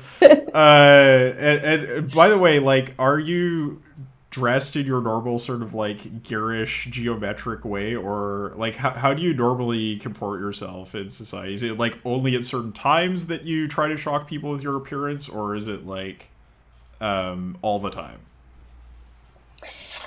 I feel like it's probably all the time. Perhaps there are occasions where she like tries to cover up her tats, but I feel like she's probably dressed in something that like exposes like her arms and like her neck, collarbone area, with sort of like gaudy neon geometric shape patterns and stuff that totally clash. Sacrifice for art, man. Right, so it's like all over your skin, all over your arms. What about your legs?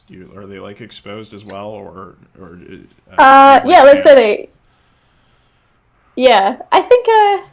I guess because the climate here would always be quite temperate, right? Like we wouldn't have. Yeah, it's like it's room temperature. It's not cold or anything. Yeah. Yeah, maybe she is like wearing some like shorty thingies. Sure. Also, like not very fitting of the Logan's Run. Yeah, they always have those like long pants, right? So yeah, yeah, but totally you could, yeah. Cool. And like, what color clothes do you wear to go with your geometric I feel like shapes? the clothes. Oh my god, it totally needs to be like white, right? Like to really sort of hammer home the banal mundanity of like existing here. And the clothes like a representation of the veil, and my tats and stuff are like what lies beneath. Sure. Yeah. Cool. Nice. So I think we see you we see you walk away going to find Gupta, and I think we'll cut to Komodo. Maybe you're in your sanctuary. And perhaps at work. What does that look like? What does your normal sort of genetic work look like? So I imagine it's almost like it's a bit like the scene from oh god, what's the movie? Minority Report, where he's got like all the different sort of like overlays up around. Sure. And Komodo's sort of got like this 3D model of like a DNA just swimming in front of him, and he's like pulling different little bits of like the things and just chucking them on together, and you see like this amorphous sort of like creature forming behind the actual genetic structure itself. And he's basically trying to form some sort of wasp-like creature he can reintroduce to the ecology. Okay. All right. So is it like a combination of like a wasp with like other insects, or like what does it look like to us, like the viewers? Yeah,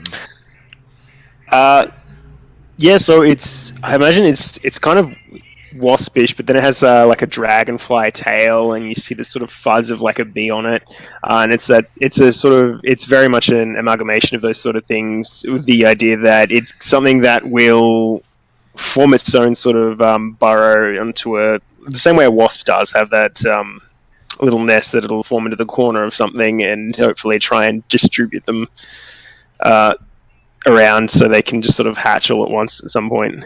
Cool. All right, so I think this would be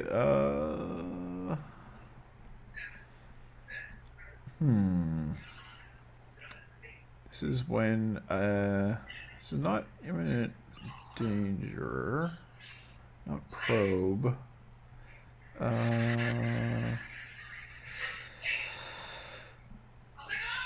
Hmm. I Do you have a special move that you think would apply here? Um, I suppose maybe we could move it to the point that it is, while it is doing that, there's also the factor of, to introduce it to the ecology itself, we've got to find some sort of place where it won't just be scrubbed out by some sort of automated cleaning system. Mm-hmm. So maybe it's beyond that. I've moved that to the side, and I'm actually trying to analyze the system itself to try and find somewhere, or find a blind spot where I can start doing it, or potentially a weak spot in the system that I can try and shut down, so I can place it there as a ticking time bomb. Okay. Sure. So maybe this is I guess like an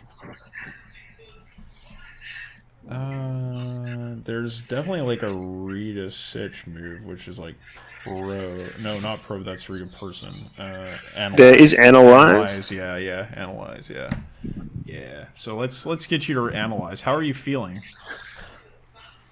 Pensive and uncertain by the fact that I'm not sure the survivability, or whether I can actually find a crack in the system, which I feel probably falls under scared. Let's see. So pensive, uncertain.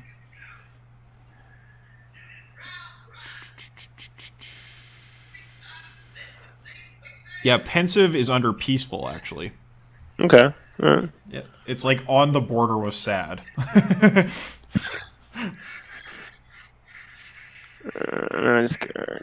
Okay. Okay.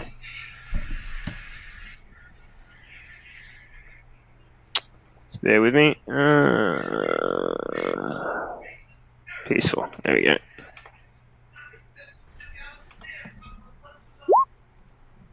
Oh, nice. Another 10. All right. So, on a 10, you get 3 questions. Where's my best way out? Way in, way past? How is such and such vulnerable to me? Which enemy is the biggest threat? What, if anything, appears out of place? What's my enemy's true position? And is this going to get worse before it gets better? Yeah, I reckon so. I also have a move that adds a couple more questions to that. Okay. But I'm going to go with where's my best way in? Mm-hmm. Or actually, no. How is the system vulnerable to me? Okay. So I think you're going to want to go somewhere that is not frequented by people very much, and is also central, right, to the arcology. So I think in classic Alien style, you're probably going to want to go into the atmosphere processing center. Nice. The HVAC system, for better, or more or less. That's where you're going to want to go to sort of plant these hives.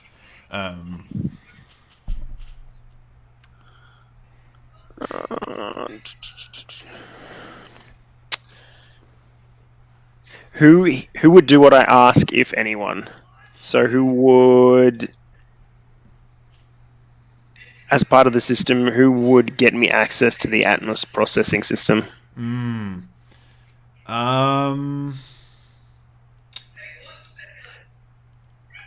I think the most likely angle for you to get access would be to take advantage of your jam as a matchmaker and trade access for your services. Yeah, so you're probably going to want to find out who's working in that department and see who's single, and maybe use some social media to do that. Arco Tinder.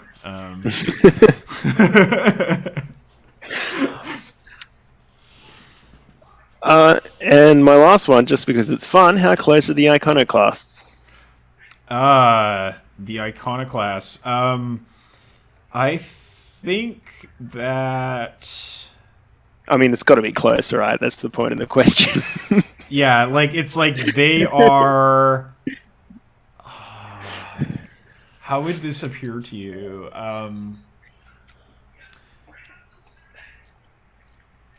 I think you see in like the alien or the insectoid form that is like forming as you work on this genetic project. The head of this wasp thing changes to a sort of bald and androgynous and like perfectly symmetrical face you recognize as one of the iconoclasts, and it's just staring at you unspeakingly. It's like, we're watching what you are doing. Yeah, so they're they're watching, they're aware, not striking at the moment, but they know. Fantastic. Yeah. So, do you want to try to lift the veil to see if you can find somebody to get in touch with here? A patsy? Yeah. So I'll bring up the system itself, find out who's been social mediaing about like going out trying to pick up. Yeah, and I think we could probably even just like skip this and like say you do this thing and then like get you to roll link to see what kind of person this ends up being. Cool. So when you roll link, yeah, you just roll with your feelings. So how are you feeling now that you've seen the iconoclast breathing down your neck? I think I'm feeling joyful because I know I'm on the right path. Okay. It's like excited or something. Yeah. Okay. Yeah, if they're here. Yeah. All right. So roll with joyful, and we'll see what kind of person you end up pulling up out of the ocean of social media information. Oh. 5. All right. So, on a miss, in addition to what the MC says, they also have one obligation on you. Yeah. So, I think, let's figure this out. This NPC. I think that here's the issue: is you find somebody. Maybe their name is like Joanna, and she is looking to settle down, have kids. That's what she's after. However, when you do some digging, this probably takes some time, but you do some digging, you look through the records, and you see that she has a major genetic disorder. Ooh. So she has an obligation on you in order to either disguise or misrepresent this information, and then maybe she'll be willing to help you out. Okay. So in that sort of sense, then, the information we have genetically in regards to people trying to have children, is that public knowledge? I think it's public but poorly understood, right? Like it's like the database of the Human Genome Project is public information, but it doesn't mean that we can make sense of it, right? Like, it's out there, but, could the average person use it that well? Not so much, but maybe, when you go to have kids, this is something that people hire specialists to check, right? Okay, so I can't just change the doctor's report. I have to actually go in and change the results. Yeah, like I think it's going to be some pretty heavy work you're going to have to do. Either that or just like find someone as like a match for her that is willing to ignore that information, right? Like that would be an alternative.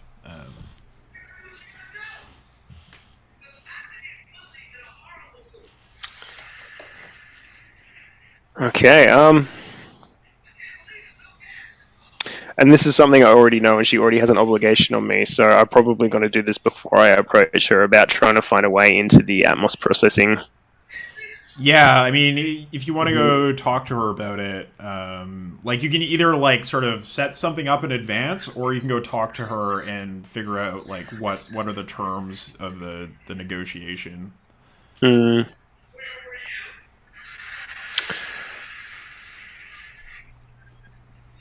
Yeah, I think I might go to her beforehand then. Okay. Yeah. So if I can bargain down to doing less. Yeah. I think there's probably like a commons area where you like look at her social media profile and you see that like she has a lot of selfies taken in this place. And so you can go there in order to try to track her down and have a conversation. Of course, you can just message her as well, but if you want to meet her in person, that's the place I would recommend going. Yeah, I definitely don't think like Komodo's the sort of person who leaves a digital footprint if he can help it. Right. Okay. So yeah, so you head over there. So Gupta, I think that Cillian is probably looking for you, looking for some information. But where are you and what are you doing? I think they find me in the gardens. So there's probably a perfectly made garden with all these beautifully symmetrical plants, and I think she finds like a quiet grove to sit under, and holds, like, she's holding a little seedling in her hand, and she's meditating on it, to try and restore its DNA to its original form. Mm-hmm. Are you like hanging on to your amber pendant, or do you have it in your hand like a rosary or something while you're doing this? So, like, I think, yeah, I have the seedling, like, my one hand is on the ground around the seedling, and the other hand is like around the pendant. Mm-hmm. Okay. And there's probably some quiet chanting going on. All right. So let's take a look at your moves and see if there's something you can do to do this. So where there's being a green mother. Yeah, I think this is the one, right? Yeah. So how many essence do you have at the moment? Ooh. You have 2 essence to start with. Oh yeah. Yeah, 2 essence. So you're gonna, instead of rolling with your emotion, you're going to roll with however many essence you want to spend on this action. Ooh. I might just spend 1 essence. So 2d6 plus 1. I am trying to use the roll thing in the playbook. Mm-hmm. So it looks like you click on the button, the circle next to the. You click on roll dice, and that'll prompt you. The button clickies is to like keep track of how many emotion spikes you have. Right. Sorry? There's a button that says roll dice above the emotions. Yes. I see that. Right. So And I'm trying to like click the circly things next to. Let's Do you see. do that? If I do this. Okay, I have the same issue. So the circles just add to it. When you click the roll dice, it'll give you options for which one you want to roll. Oh, okay. I Okay. see that now. Yeah, it's So- working. I just did the thing. Okay. I don't know how we got that number, but yeah. So you can click there, and then it'll get the options, and your modifier is Nice. 1. So and yeah, normal. And whoa, attribute mad. Oh, okay. Oh, I see. Magic.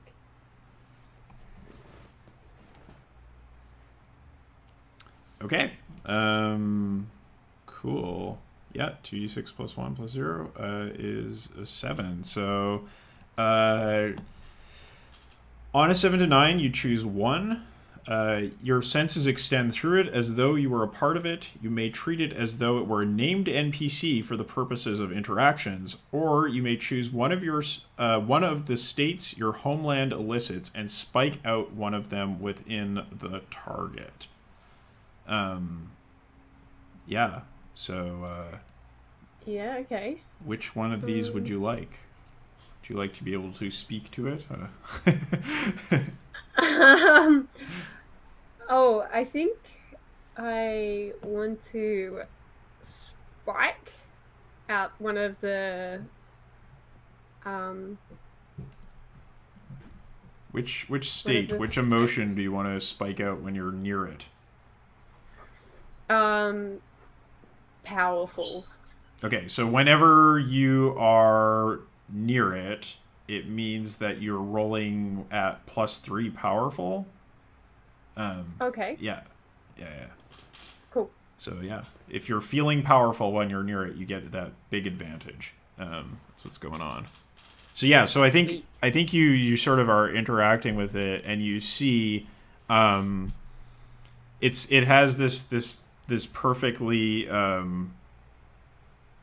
ordered appearance, right? The tree, it has like maybe like 4 branches coming out at right angles to each other, and they're like in this pyramidal shape, right? Like some kind of abstract representation of a pine tree or something, right? Like, and Yeah, like what a kid would draw. yeah, and you see like just on one of the branches the slightest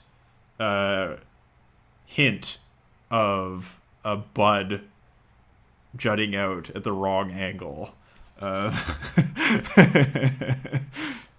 And I think this is when Cillian comes into the scene. So, what are you doing, and what? I do you remembered want? that was me.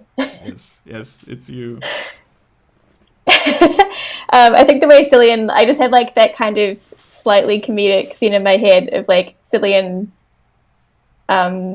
so like conspicuously shuffling over towards Gupta, and then it's like psst, psst, like Gupta, which I don't know if you'll hear because you're deep in meditation. Yeah, that's probably why I didn't roll so good. You probably distracted me before I could like get to Zen. I'm so sorry. Gupta.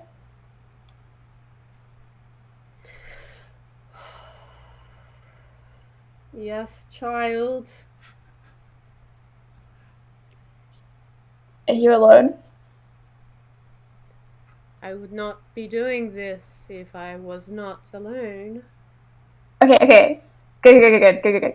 Holy fuck. I need to show you this. And she like looks over her shoulder. And then like she sits down next to you. And like pulls out her like tablet thing. And it's like, I swear to God, I have never seen a tiger do this. And like shows you the page of like the tiger eating the cow. And it's like, what the fuck is that? Tigers don't do this. I think Gupta chuckles like a raspy old chuckle. Oh, they don't do that these days. I've heard stories from when farmers used to toil toil the soil. And their green pastures were used to fatten these beasts. And if the farms move too close to the forest, they will become food for the wild creatures. You can eat cow?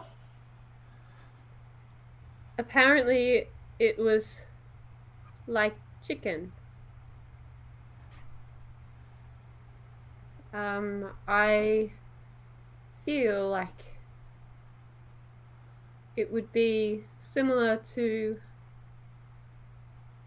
chewing on week-old paste. Ugh, that sounds disgusting. Anyway, sorry, that's besides the point.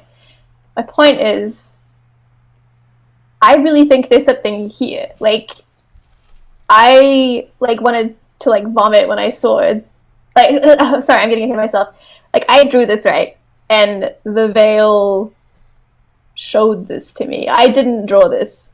This is coming from the veil. And I really think that there's some truth to this. And from what you're saying, it sounds like, yeah, tigers eat things. The veil knows a lot more than what the veil lets on. What else? The veil touches the wild. The veil knows the wild and remembers what it was like before the veil was shrouding all. That's really sad, because, I mean, the veil's fake as shit.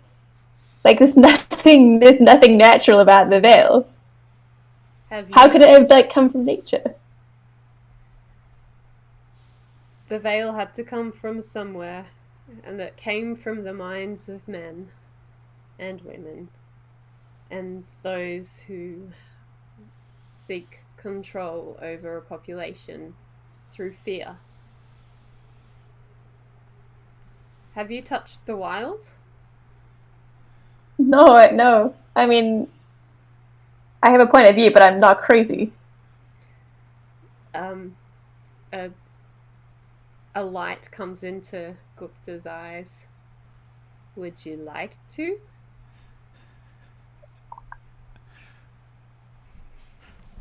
Yeah? Give me your hand, precious. And you can touch the wild. Oh my gosh. Can I please probe you? Go ahead. Roll to probe. How are you feeling? I'm not sure what this move is, but we're getting pretty intimate. Lauren, I know how you play. Yeah, that's me.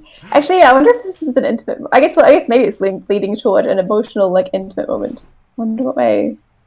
Mm-hmm. Anyway, I guess that later.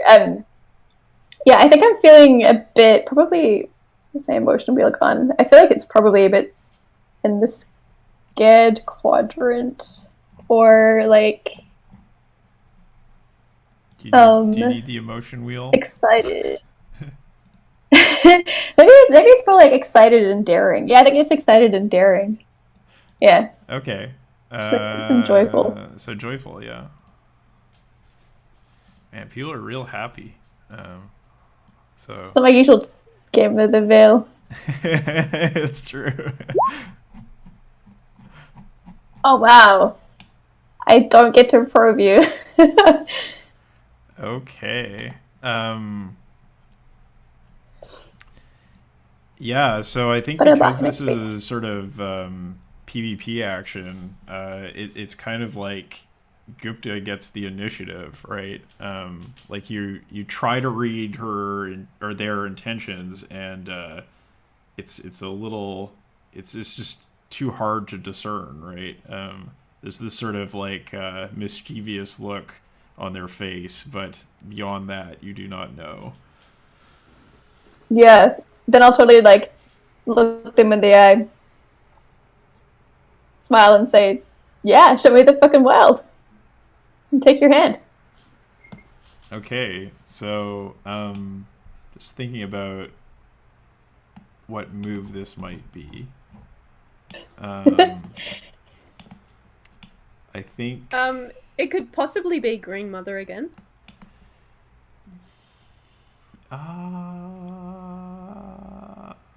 in a sense, yes. Lift the Veil. What about Lift the Veil? It could be Lift the Veil as well.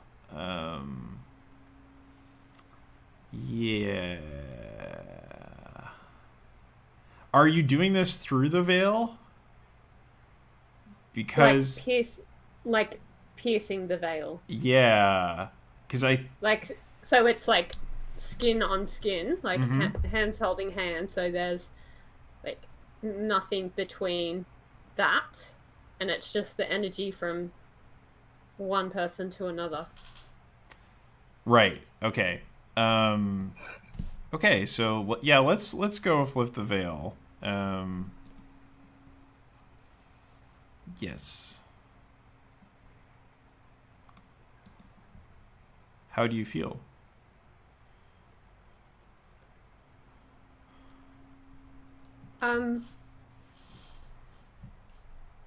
I'd like to say powerful, Mm-hmm. because I think like having like clearly Gupta recognized the image as being something that could have happened in the past, and so she's just breathed some fresh life into a new plant. We're sitting by it, and this is a chance to show something new All right. to Yeah. a young So friend. you're gonna roll with powerful, but you're gonna add a mod of 3 because you have that thing you just established that gives you the Yeah. spiked out thing. So sorry, about my newbiness. No problem. This is a little complicated, this sheet. So I might just go.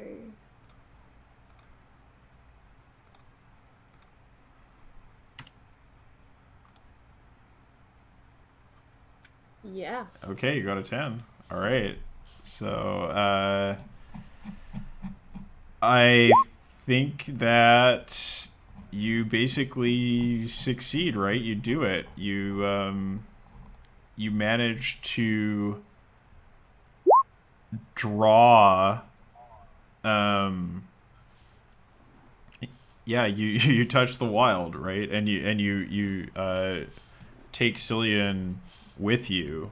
And what do you show her? What is the aspect of the wild that you want to share? I want to show her wild animals behaving wildly. So Right. I think maybe it's like an astral projection where we we have our eyes closed, where we're holding hands. I'm holding my pendant and chanting, and then when I say open your eyes, they open their eyes, and they're standing on the edge of a farmland with forests nearby, and you can see a tiger like slinking through the branches and the vines, and it's watching like a herd of cattle feeding, and we don't see the attack. But I think this is probably the first time that Cillian has seen like hunting instincts. Okay. Yeah, because yeah. it the same smells as like a farm. Like, am I getting that good like waft of manure that I've never smelled from my life? That kind of thing. But then there's this beautiful, fresh, sweet, cool breeze coming from underneath the forest canopy. So like you're feeling that breeze on your face, and like it is divine. You have never like felt fresh air in your life. Mm. Oh my god, so inspiring. All right. So I think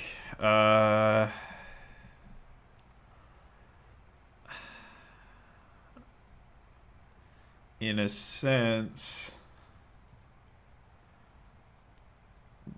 ooh,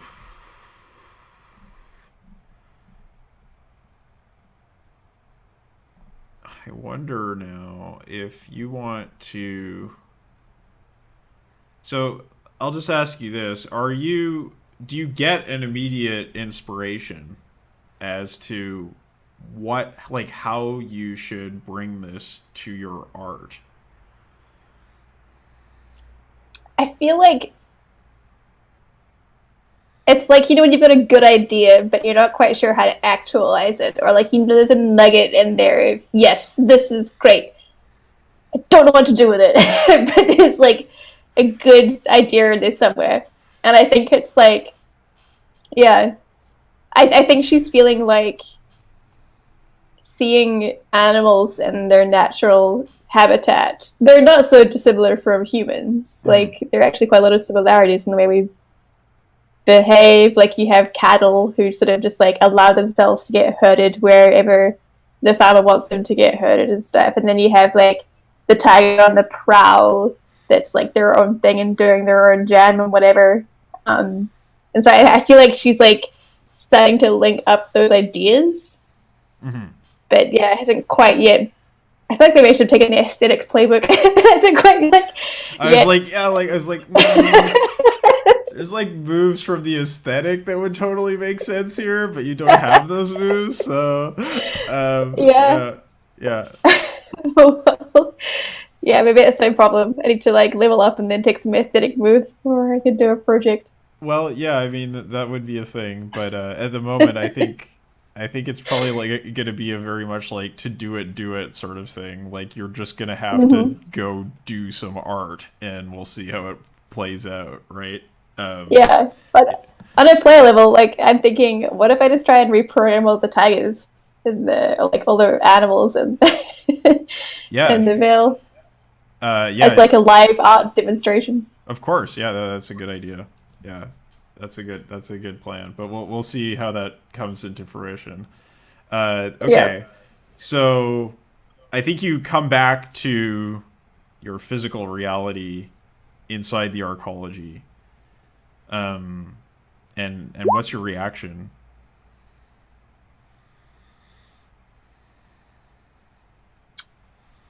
Coming back sucks. Like, there's no other way to describe it. It's numbing. Like, the air is stagnant and stale, and it's really hard not to want more of the fresh breeze and like that cornucopia of smells. Like, they're like not all great smells, but it's better than like the recycled air that you get in this place that dries out your eyes and, you know, doesn't smell great. Yeah, so maybe there's just like you just like you breathe in. There's like a shot of you breathing in, and then like a kind of look of disappointment on your face. And Totally. speaking of breathing, we'll cut to Komodo, who's on the hunt for access to the atmosphere processing system. Um, so yeah, I think you come to this like rec area. There's like tables set up. It's very like cafe-ish kind of place. People sitting and drinking various colored liquids out of like cups that are all of the same issue. And like they have like probably like some people are like eating paste with a spoon out of a bowl, and other people have it like a smoothie. It's But the like exact same meal, just it's presented yeah, it's like different. people just like have different ways of consuming it. Like some people are like eating it with their hands, and like other people have like a spoon, and yeah. So that's, but you know, the people try to dress it up, right? Yeah, exactly. Soylent noodles, yeah. So, um, but you spot Joanna She's sitting alone, interacting with the Veil, checking things at a table across the court from you. So what do you do? So I slink over, and one of the first things I do is I put like a little. So there's all those genetically modified potted plants throughout the ecology itself. I've taken one of those and altered its color slightly to one that you don't see, and I've put that in front of her, and I sort of open up with a. It's customary for people to give a gift in order to begin to start things off on a positive foot. And what's the color? So I imagine it's a sky blue, which she's probably never seen before. Okay, and like what kind of plant is it? Like, so they're all I imagine because they're all incredibly symmetrical. They're all ferns. okay, so it's a light blue fern. Okay, yeah, sky blue fern, and she looks at it, and she says, "Well, this is unusual. What'd you come to here to see me about?" You have access to the Atmos processing system. I need your help. Is there something wrong with the air conditioner in your room? There's something wrong with the air in this entire place. And then there's like this vertical eyelid slit. She's just like, yeah? Is that right? So I think you're gonna want to probably sway her here. Yeah, cool. So how are you feeling? I came here with a gift, so I'm feeling pretty confident. All right. So that's powerful, I think. Yeah, powerful. Yeah.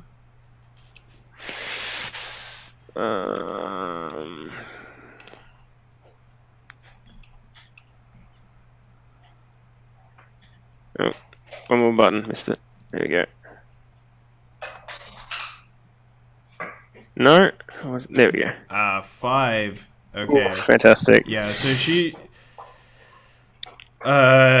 looks at your eyes and she says, "Those are just about as strange as the plant you just handed me, mister. If you wanna, if you have a suggestion for the atmosphere processing system, you're free to vote. Get a vote going, of course. You know, it's a democracy, but I don't know what I can do for you."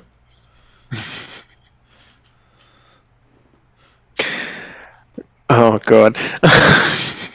I think this is where Komodo comes out with something incredibly inappropriate. And actually says something about genetic diversity is the key to creating a better environment in the same way that it's the key to actually her being capable of giving birth to some sort of child. She's like, and I think that, yeah. Excuse me? I thought we were having a conversation about atmosphere processing.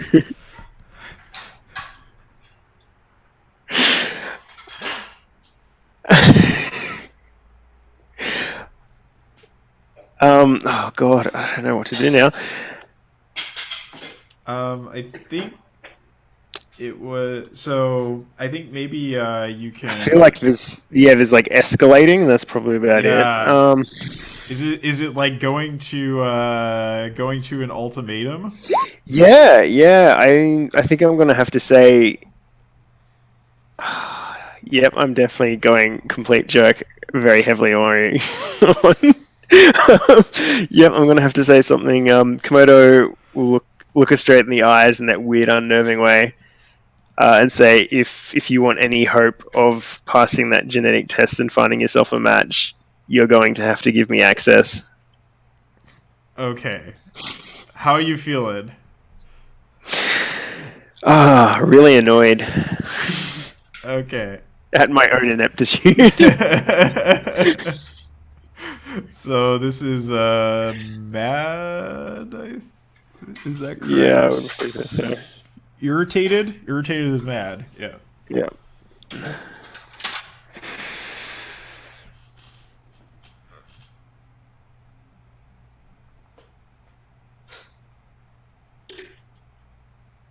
Oh, finally a semi-lucky break. So on a 7 to 9, they have these options. They can clearly remove themselves as a threat, fortify themselves, give you something they think you want, attempt to remove you as a threat after taking the established consequences, tell you what you want to know or what you want to hear. So I think she will give you something she thinks you want. And she says, I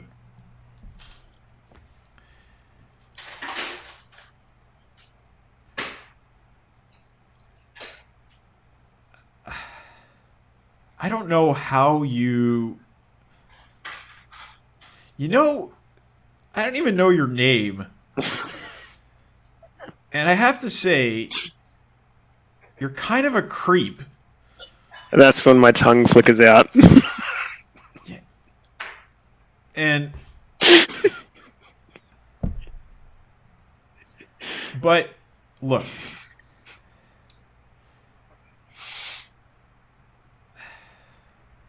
you're right. I'm in a bad spot. I'm in a bad spot, and I'm guessing what you want to do down in the atmospheres processing is not exactly the sort of thing you could make a petition about, right? Social media is not my thing. Yeah, big surprise. She says, let's go somewhere a little more private, and we'll talk about this. Figure out what you want, and I'll see if I can help you.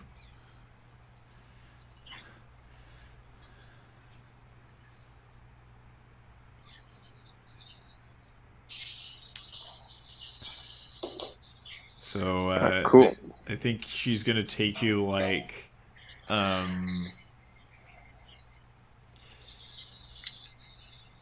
there's probably, like, I think what she does actually is like she takes you into the Veil, and you find yourself sitting on top of a huge sand dune with her in the middle of this giant expansive desert, and no one in sight. And she says, "So what do you want?" And Komodo's form in the Veil is literally a Komodo dragon. Sit there, like, or do you sit like upright, or are you just like actually on all fours? I'm on all fours. Yeah. So she's like looking down at you, like, "So what do you want?" I need a spot free from the scrubbers. A spot where the ventilation and cleaning system won't destroy my work. Your work. To bring life back to the ecology. That's dangerous. Life is dangerous.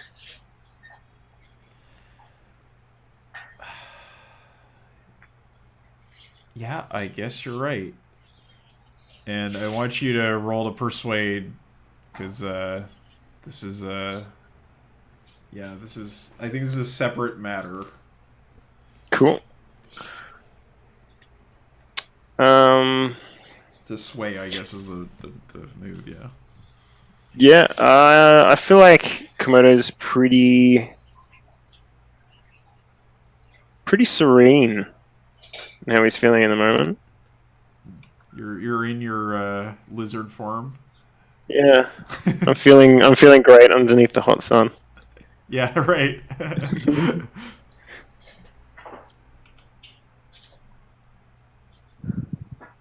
Ugh, no, I'm not.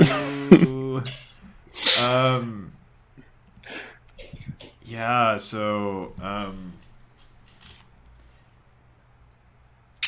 Yeah, I think she says this.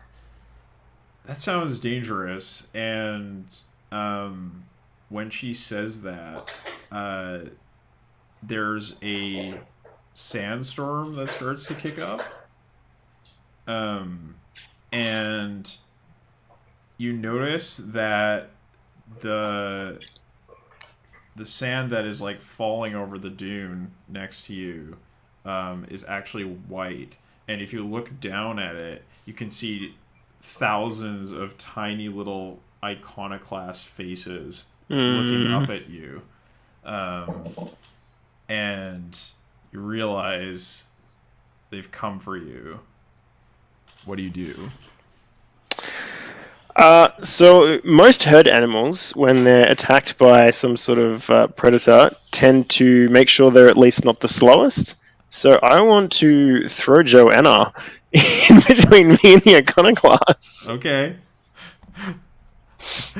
All right. So I think this is gonna be probably neutralize. Yeah, Cool. when you use force or attempt to neutralize a threat. So how are you feeling? Leaving poor Joanna to these strange monstrosities.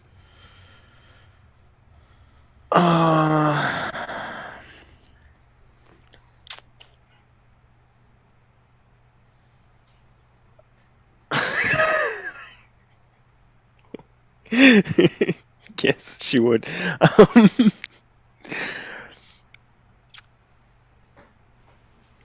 I feel like, yeah, Komodo would feel quite confident in the fact that between the two of them, he's probably the fittest. Okay. So roll with is that powerful? Yeah, I think so. Yeah, it is, yeah.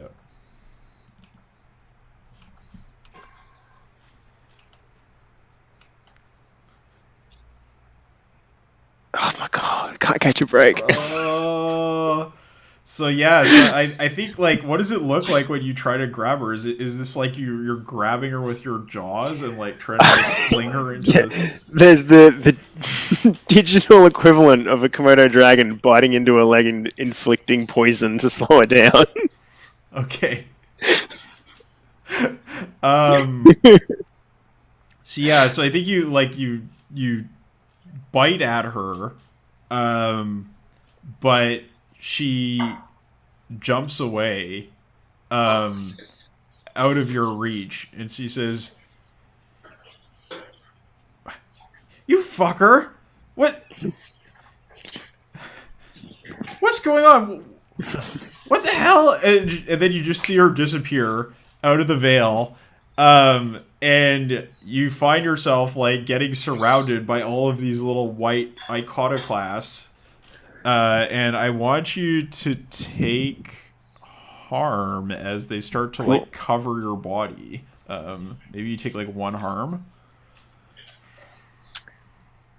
Yeah, I'm assuming it because we're in the digital armor or anything like that wouldn't. It depends on what kind of armor it would be, right? So it's the uniform from my order, so I don't think. Yeah, I don't think that would apply, especially because you're in your Komodo dragon form. Yeah. Yeah. So I think you're taking a harm. And we just like we see them like land on top of you, and there's like these faces, and they're just like starting to like chew at your skin. Yeah, trying to devour your digital form. So we'll cut there. And let's see. Cillian, well, you got you. Do you have a plan? Do you have some kind of? I think so. I think I want to like do my own experimenting with Gupta. I kind of like want to try and hack one of these tigers that's Yeah. in the forest. And I was thinking, like, I love what Ellen said about how like all the stripes and stuff are symmetrical and things like that. So I think the way to hack it is to like use the pencil to sort of like make its stripes all imperfect and natural, and like sort of try and bring it back to like its natural state. Sure. Okay. Cool. Yeah. So this is going to be one of your special moves, right? I hope so. So like now getting back onto the like hacking route as opposed to the aesthetic route. So. Yeah. This is. I think this. I feel like this is either I took. Yeah, I took Deno and Expose. I'm happy to do either. Yeah, Expose sounds good.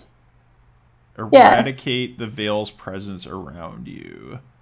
And Deno would be... That's more studying it to get the truth? Scrutinize to get the truth, yeah. So, does this feel more exposy to you? I think so, yeah. Yeah, so because you are trying to get rid of something, right? You're trying to get rid of the like modifications to the form of the tiger, right? Yeah, totally. Okay. So go ahead and roll. How are you feeling? Awesome. Good question. Also, like, I kind of like to think the scene is like Gupta's has like the tiger's head in their lap or something like that, or that they're like I wanted to have Gupta's like helping me with the tiger. Yeah, That's all I do this. You can totally aid Gupta. You can aid here. Yeah, I think me like channeling the essence of the ancient tigers would help the hacking. So like I'm channeling the DNA into your pencil, or like into the tiger, I love it. and your pencil activates it. Cool. Like the binary code and song. Yeah. Yeah. So I'm feeling. Yeah. So first Gupta has to roll to aid, and then we'll go and do your roll. That's good. So I've got some. Okay, I think I'm feeling like hopeful that we're doing something so well with that being joyful. I believe that is probably joyful, yeah.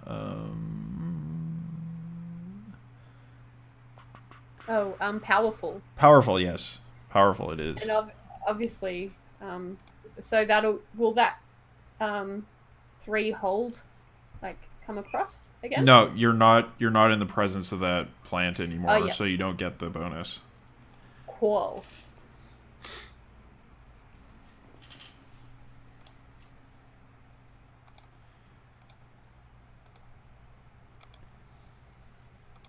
Oh, and you should mark 1 essence for showing Cillian the wild, right? You get an essence for that. Yeah.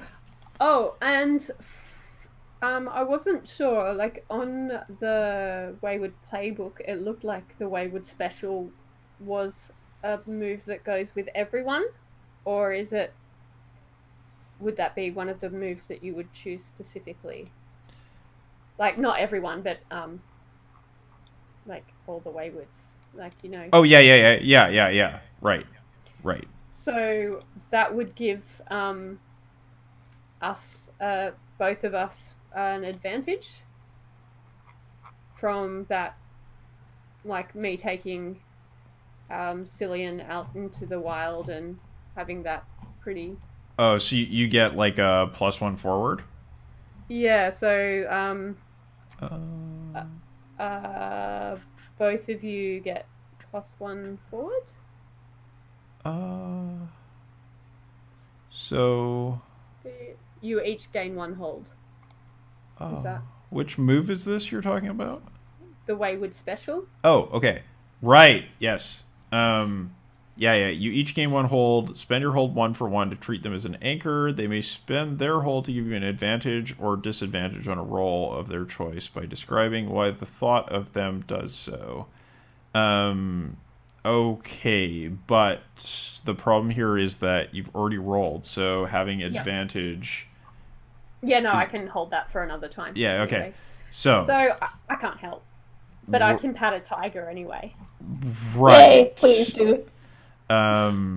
So on a miss for help. Oh boy. I think what's happening is that like you have this tiger in your lap and you're trying to sort of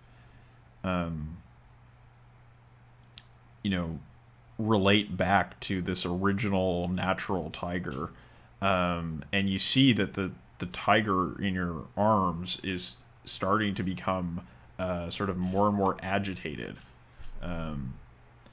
So yeah, this is a possible problem, but you can go ahead now, Cillian. Oh no. I was feeling really, really joyful, but now I'm feeling a bit nervous.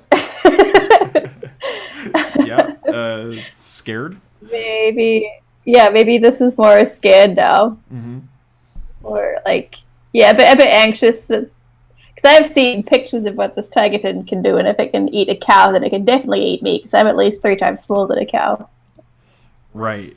Yeah. And so yeah, like they said, you can have advantage.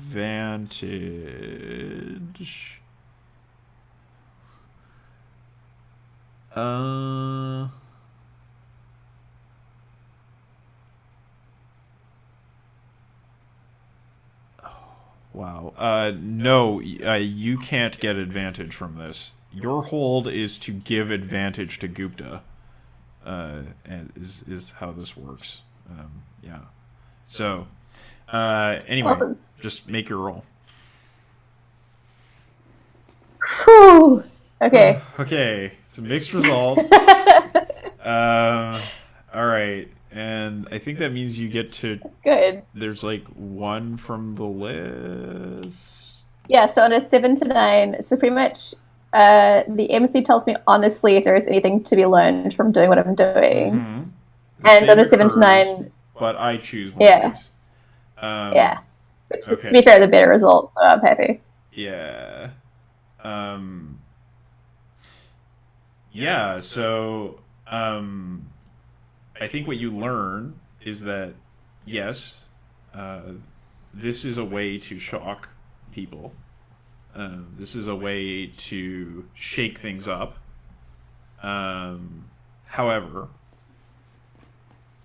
the answer is frightening because the tiger breaks out of Gupta's hold and goes running out onto the concourse and is chasing a bystander down and attacking them.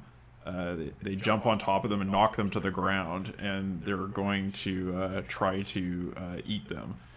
So you succeeded at a cost. What do you do? Run? You can, totally. God. Oh my god. This is terrifying. Yeah, I feel like instinct would be to try and, like, grab Gupta by the hand and, like, flee the scene of the crime or get away from, like, this place because I feel like the Popo are coming. Yeah, and I think... Or we could just keep hacking shit. I don't know. What do you feel like doing, Gupta?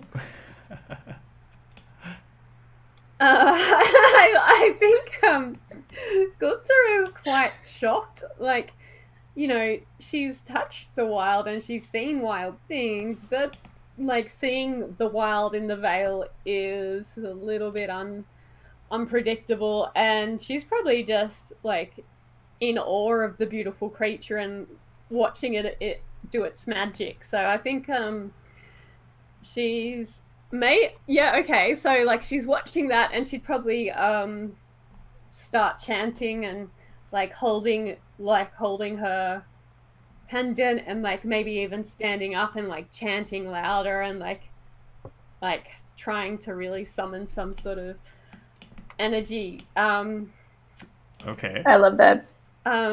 Maybe would there be some like plants where we are?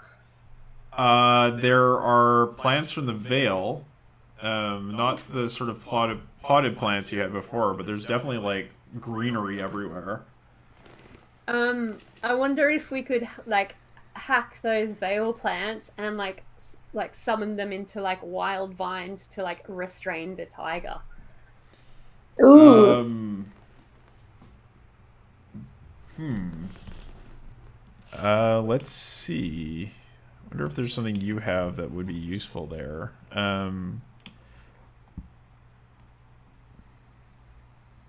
I think this would be imbue. Your move imbue. Whenever you consume essence to interact with and fundamentally alter a piece of technology, describe how you do it and roll. All right. Yeah. So, I am feeling. I could give you the pencil.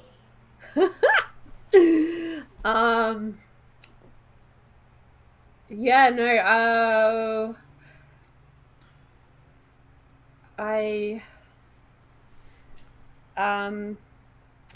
maybe like my hand is on your shoulder and you're drawing. You're like manipulating the plants, and I'm I love that. to bring that vision in and that essence. I'm feeling excited. Okay. So joyful. Yeah. I thought we were going to go and find the wild, but we brought the wild to us. Mm-hmm.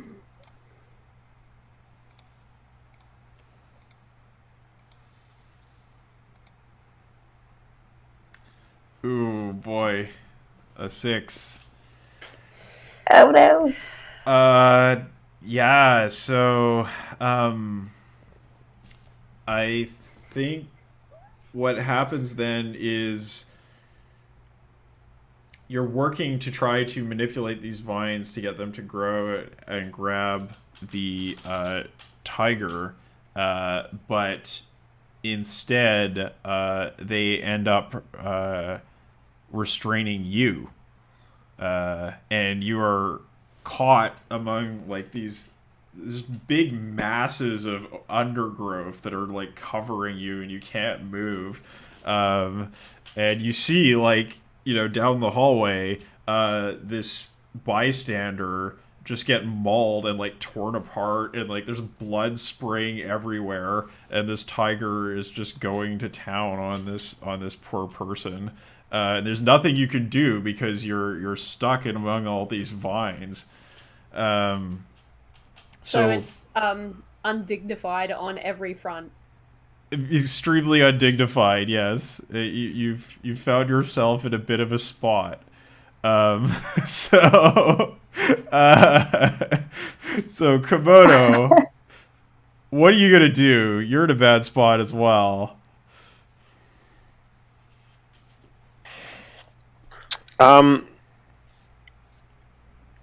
Is there the equivalent of jacking out of the veil? I think you have a move that lets you like get the fuck out, right? Like, isn't there a that's one I can take. an onomastic move? That's not one I have. Okay. I believe there is something for that. Yes. This was. I saw it somewhere.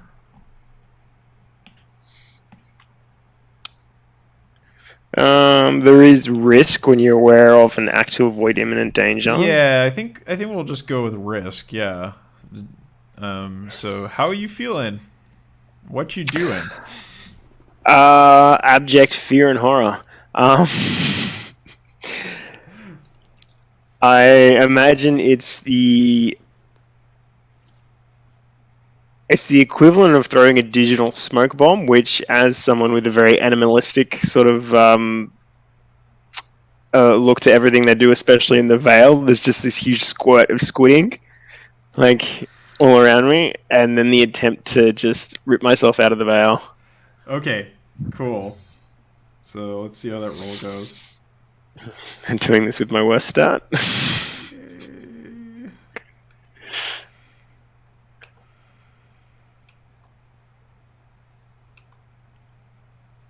Oh. Oh no! But I level up. Good. That's a good thing. Now you can take that move.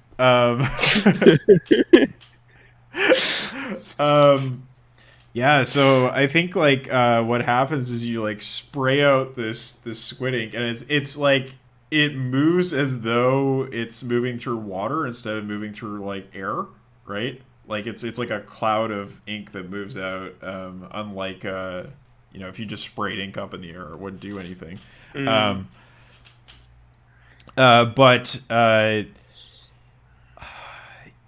it's like this inky blackness, and the iconoclasts start to gnaw at the darkness. Oh, that's creepy. And you feel like the scene you're in slipping away, and then you regain consciousness. You feel like a weird transition. You regain consciousness, and you're in your normal humanoid form, but you're in like you're on top of like a dais in the center of like a sphere. And on the walls all around you are these faces of iconoclasts staring down and around at you from every possible angle. There are faces looking at you. What do you do?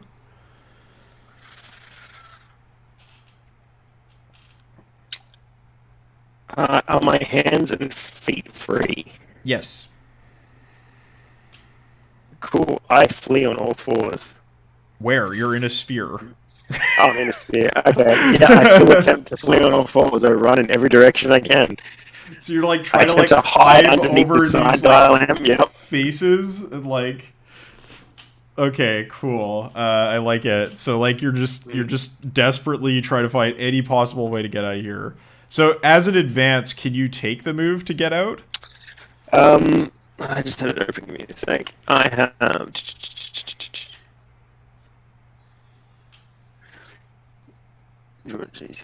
Yes, Asylum. When you speak the true name of your sanctuary and roll, on a hit, you withdraw into your sanctuary. Okay, so why don't you take that advance and try to roll that? Okay, cool. Speak the true name of my sanctuary. All right, cool. And oh god, I can't see how this would be anything but scared. Yeah, totally. Okay.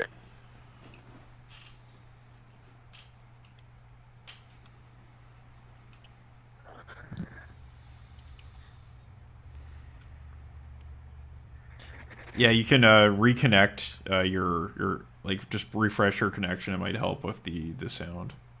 Oh shit, 3.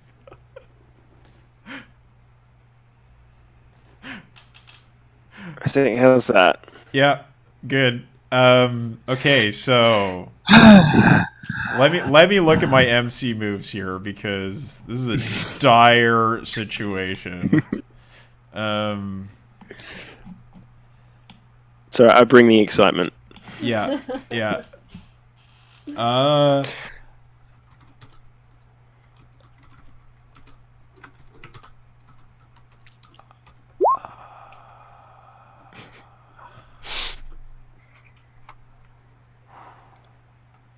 yeah, okay.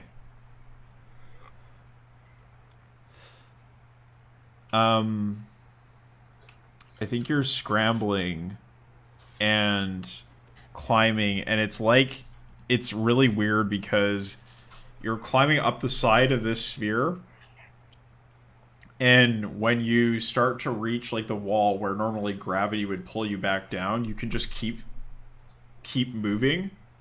It's almost like you're in zero gravity, and like the sphere is just continuous, and it just goes on and on. And your movements become more and more frantic. Um, and I think what happens is you drop the cube that is your cybertome. Oof. And in that moment, all of the eyes of the iconoclast focus on it, and their mouths open, and they start singing in this weird, eerie voice. And it's like your ears are ringing, and you start to pass out, and you find yourself back in your sanctuary, but your cybertome is gone. Nice. All right, so let's get back to the other two of you who are still also in a really bad situation. So I think what we see is there are like some security officers who, some of them are over by the corpse of the bystander who was killed, and are investigating it, like, how could this possibly happen? And the other ones have like come up, and they're like climbing over these like vines and like cutting away at them with like a kind of like a laser cutter to get to you, and like they like pull you out, and you're like all covered in like vine juices, and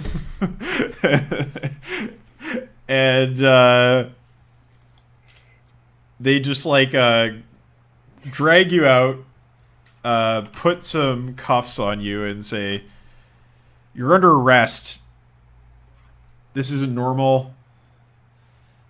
I know you must have had something to do with it." It's like, and then like points to your clothes, Cillian, like, I've seen your file. You're a troublemaker. I'm sorry, are you making some prejudicial assumptions about who I am and what actions I would take based on my appearance? And they like bring something up in the veil, and it's like looking at you like this little like square, and it has like your photo, and then like it has like a profile, and it's like, you know, known for making, or for like disorderly conduct, making a public disturbance, seditious acts. Like, no, actually, it's not your appearance, it's this record I have on you.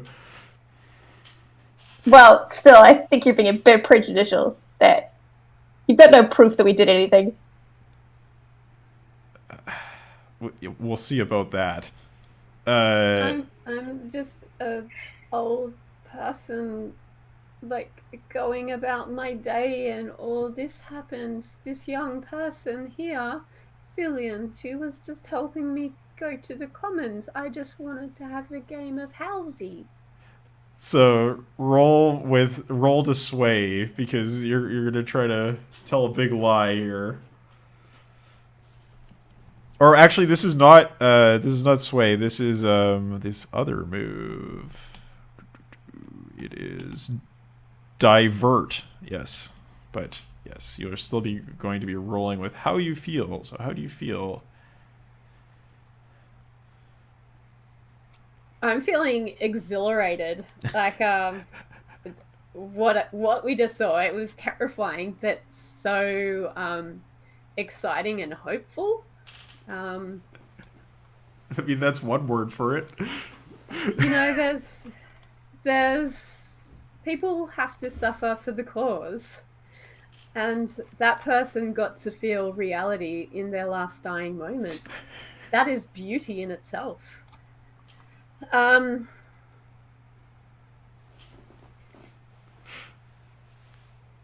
where would you say that comes from? Would it be Powerful? powerful, like confident, or is it joyful? Yeah, it's probably closer to Excited joyful. is joyful. So, Yeah. yeah. Yeah, let's get joyful.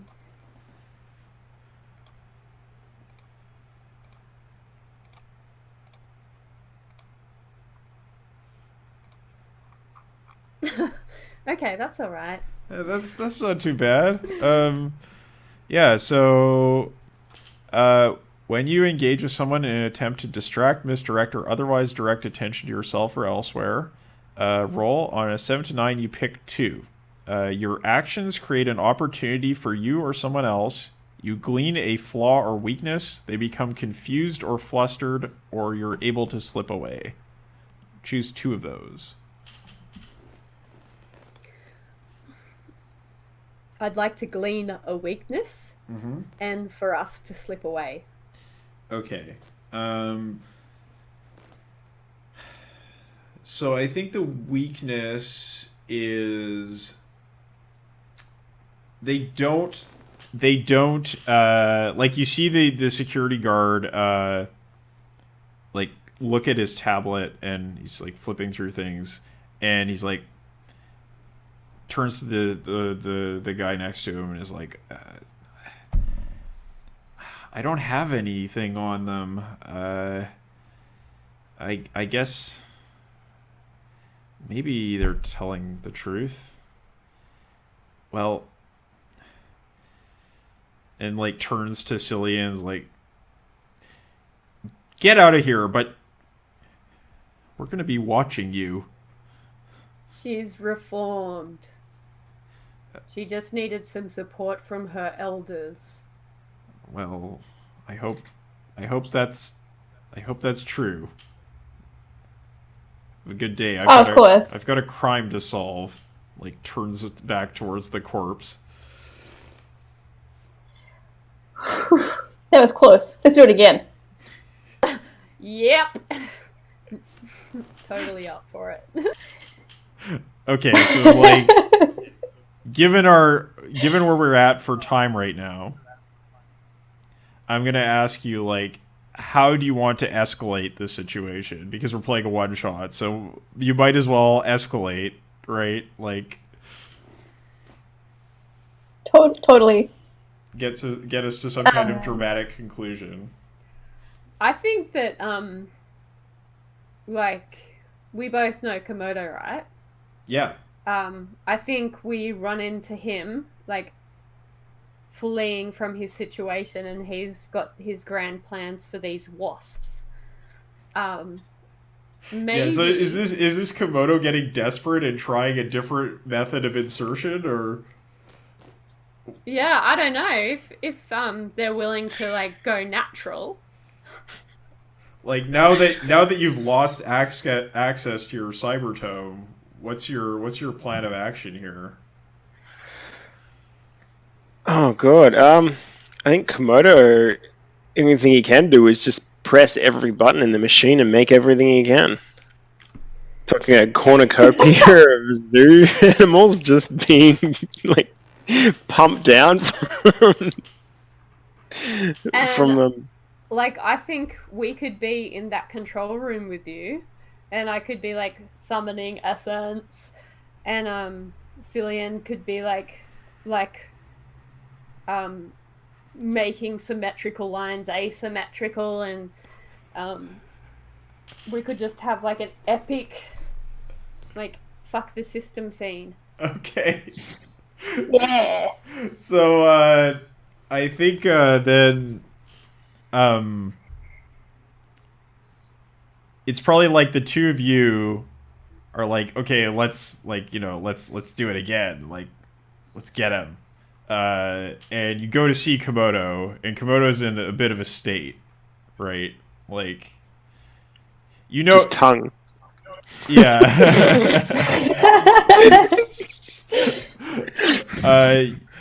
You see, like, I guess you come into the sanctum because you know where this is. You've been there before, right? And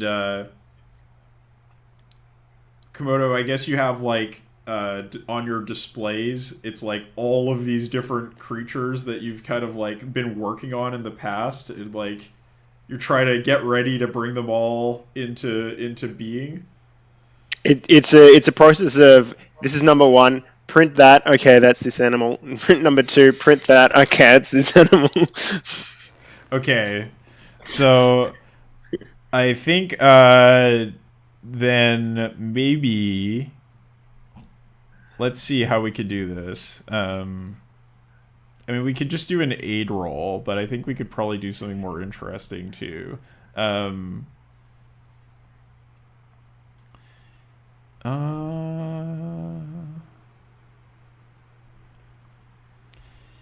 Yeah, it's probably like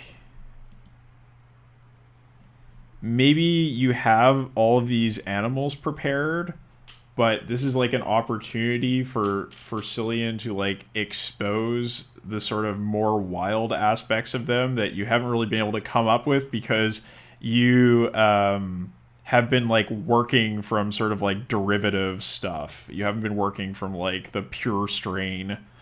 Yeah, with a lack of access to your cybertome and so on.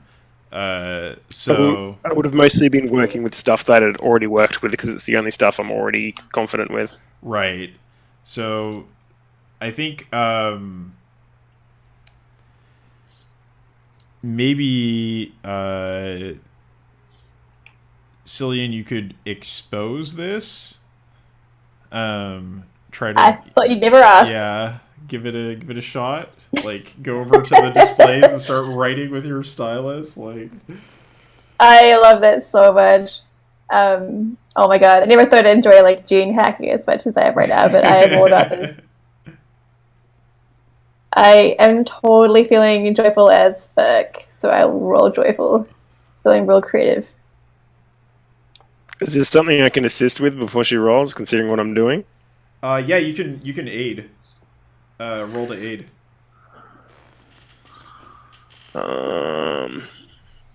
There's a sort of manicness to this. Would that be?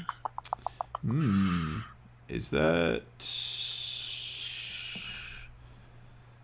I think that would probably fall under joyful.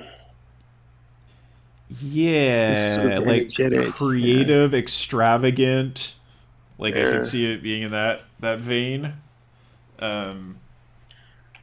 Daring.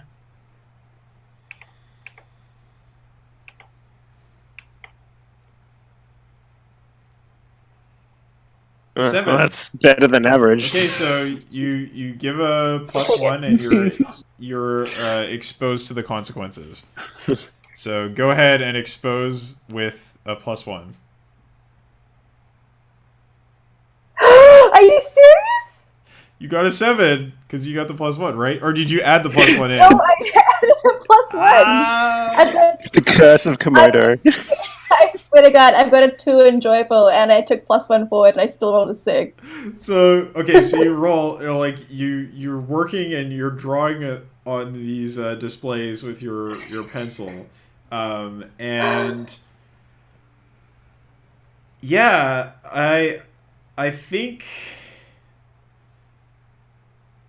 it's like you're changing the forms of these creatures, and making them like you notice that like you're trying to like tear away the veil and get back to like their original form, but what they end up becoming is something like almost like very artificial. Like they take on the sort of like geometric and neon motifs of your art, and they become these like weird hybrids of like sort of synthetic forms and organic forms, And I think, Gupta, this is an opportunity for you to intervene if you want to try to fix this problem. This is looking hideous. I'm horrified at the idea of all these animals coming out with all these weird shapes and colors. They are not what we had in mind. I am furious that all this work and effort and all my long years of experimentation and learning and sharing, I've just opened up to this young person, like taken her to the wild, and she can't even get it right. Like, we're so close to being like ruined. I know. I'm sad too. I'm sorry. So I'm mad. Yeah. Okay. So here's the thing. You could maybe try to imbue this like sort of genetic processor to make it do the thing you want it to do instead of making these weird creatures. You have to spend essence to do that instead of rolling with your emotion, though. Yeah, I'll do that. My emotion, I've got 0 for mad anyway. So how do you how many essence do you want to spend? Well, I have 1, so I will spend that 1. Didn't you spend 1 and then get 1 though for bringing? Oh, that was a hold. Does that Oh, I count see. as an Okay, yeah, essence? right. Okay. But they Cillian could now give you advantage. You can roll with advantage even if you can't get an extra bonus. Give me your advantage. That's Oh, yeah, it's the yours. least. So That's the least I could do. this is they may spend their hold to give you advantage or disadvantage on a roll of their choice by describing why the thought of them does so. So, Lauren, why does the thought of Cillian help Gupta with this effort?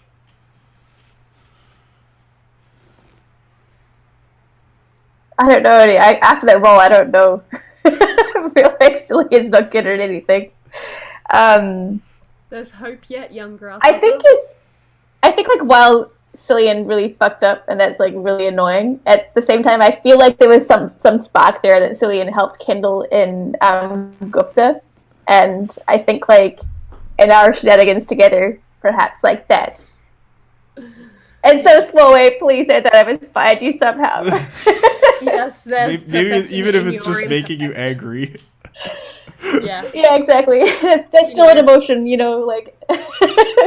Yeah. Perfection in your imperfection.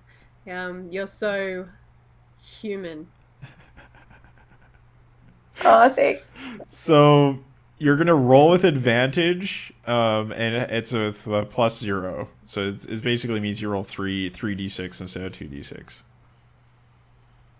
Oh, 3d6? Okay. Yeah, there should be something in the roll hang to on. set it to an advantage. Yeah, no, hang on. Okay. Well, damn it, that's a big one. Doesn't But, count. oh, yeah, no, sorry, that was the first thing. Let's see.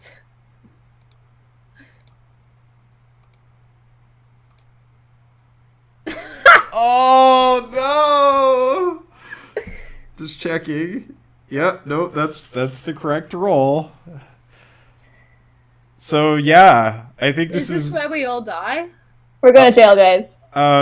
Yeah, I think what happens is like the genetic processor, it starts to like output these creatures, and like it starts to like go out of control, and it actually starts to like consume parts of the arcology around it, and you see like from the you're actually able to see as like the wall gets torn away. You can see the outside, you can see the wild in front of you, but there are these horrific monstrosities that are being emitted by the genetic processor, and they're like sort of chimerical creatures like the wasp bee thing, dragonfly that we talked about before, but also they have like metallic and synthetic parts. And I think they just like they come out and it's like this swarm of chimeras that are like all of these different types. And they just like flow over you and like just devour you. And there's like we see this scene of like this arcology, and there's like this sort of skeleton of its frame that's left behind. And in the center, there's like these circular platforms, and there's like all of these different strange creatures, like like bears with like giraffe heads, and like they have like these weird like metallic spines coming down their back. And they're all like looking up, like like Lion King style. And in the center of this area is this like sort of like almost like a like bodhisattva figure that is like this iconoclast looking down at them, and it's holding the cyber tome in its hands. Yeah, so the future of humanity has arrived. Whoa!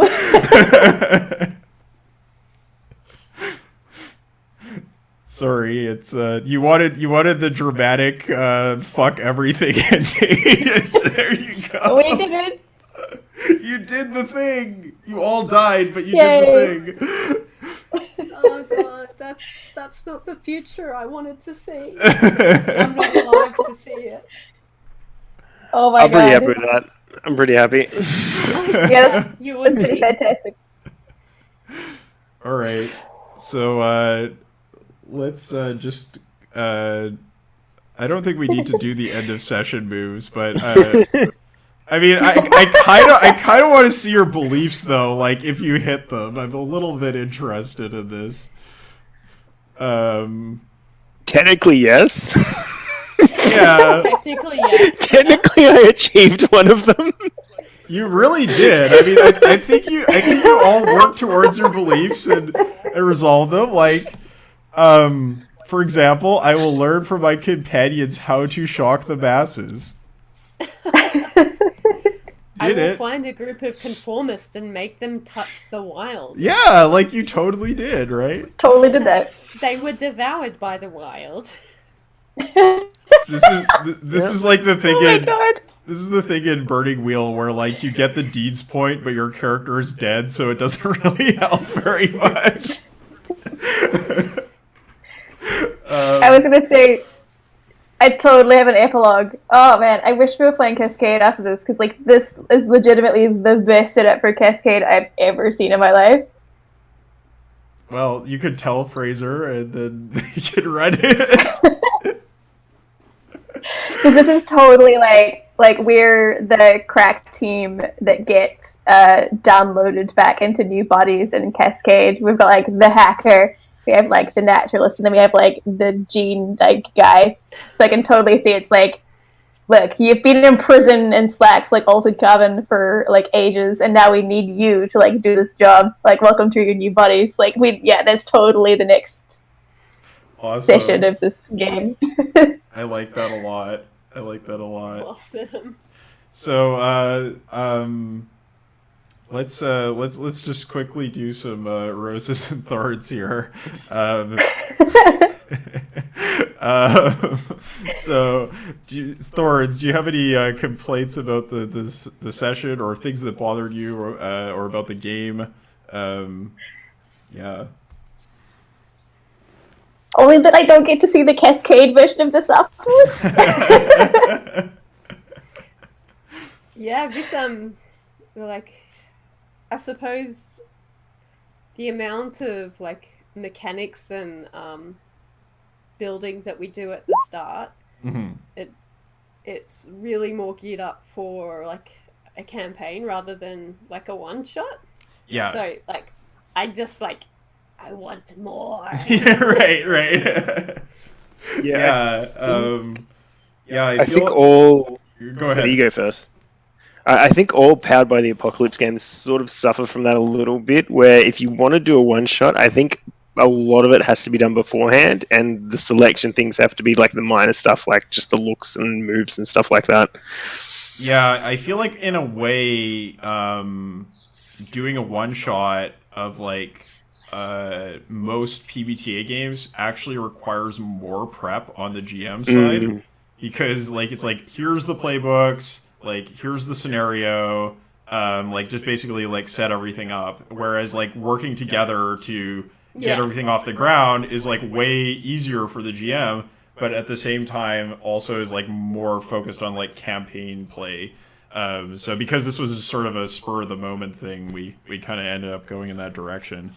Not saying that I didn't enjoy that part of the game, because I really did enjoy that part of the game too. But I'm happy that it's a one shot, because we're all dead. Yeah, well, that's the fun of the one shot, right? You just make the move snowball, and then you just like snowball over all the characters. It's fine. And yeah, like I mean, if I was to run like a Veil one shot again, I would probably use one of the scenarios from Cascade instead of like doing like a generation. But I kind of wanted to do this today because it's like I want to talk about this stuff. So yeah, cool. So do you have? Did it satisfy? What's that? Yeah, no, I'm satisfied. I mean, I found out like what is nature, like how can we coexist with it? Like I think we found an answer, right? Like it's a really weird answer, but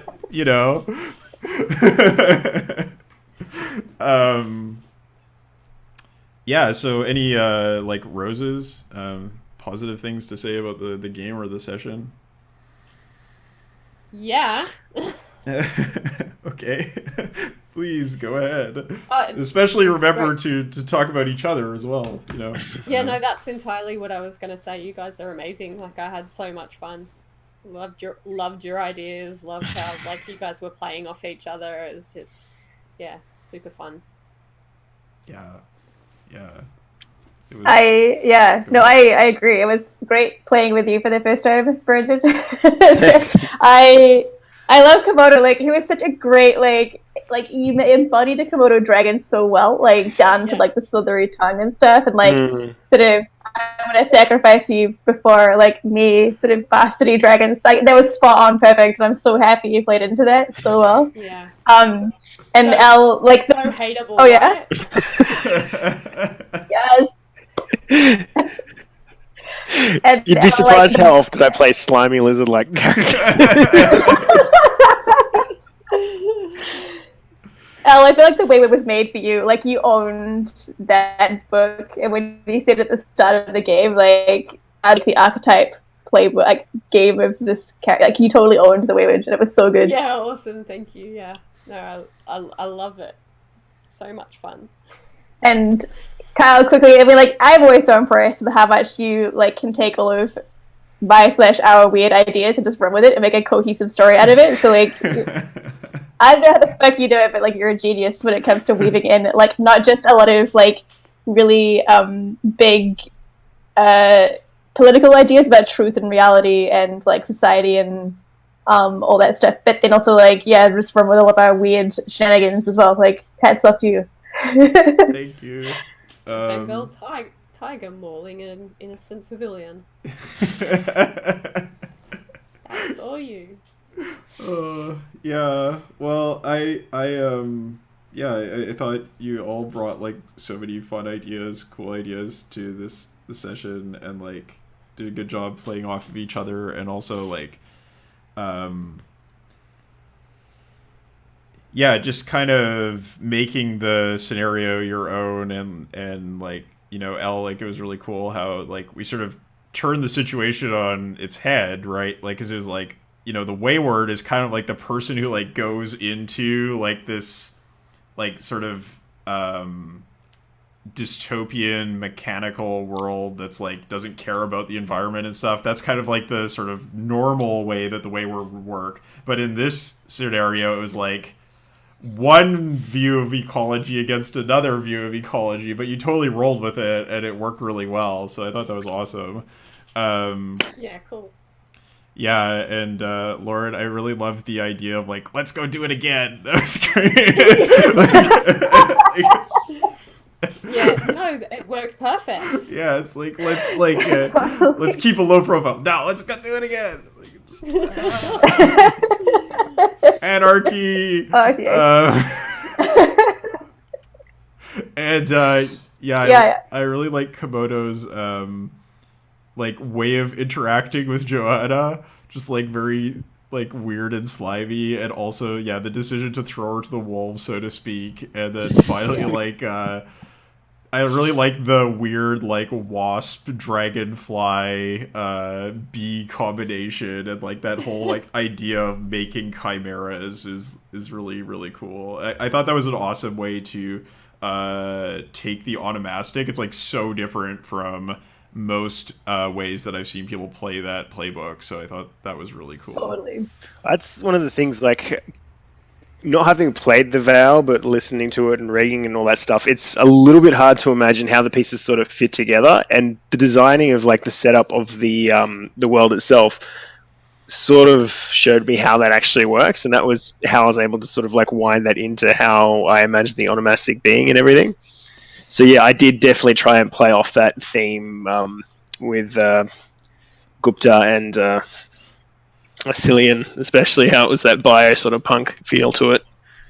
Yeah. I won't be getting the image of a Komodo dragon squirting ink and running. Yeah, that was really cool too. I like that.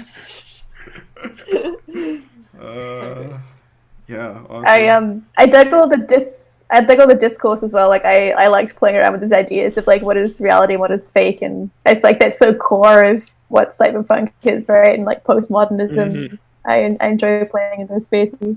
Yeah, absolutely. I think we definitely did the cyberpunk thing, and then it like veered into like Junji Ito crazy shit towards the end there.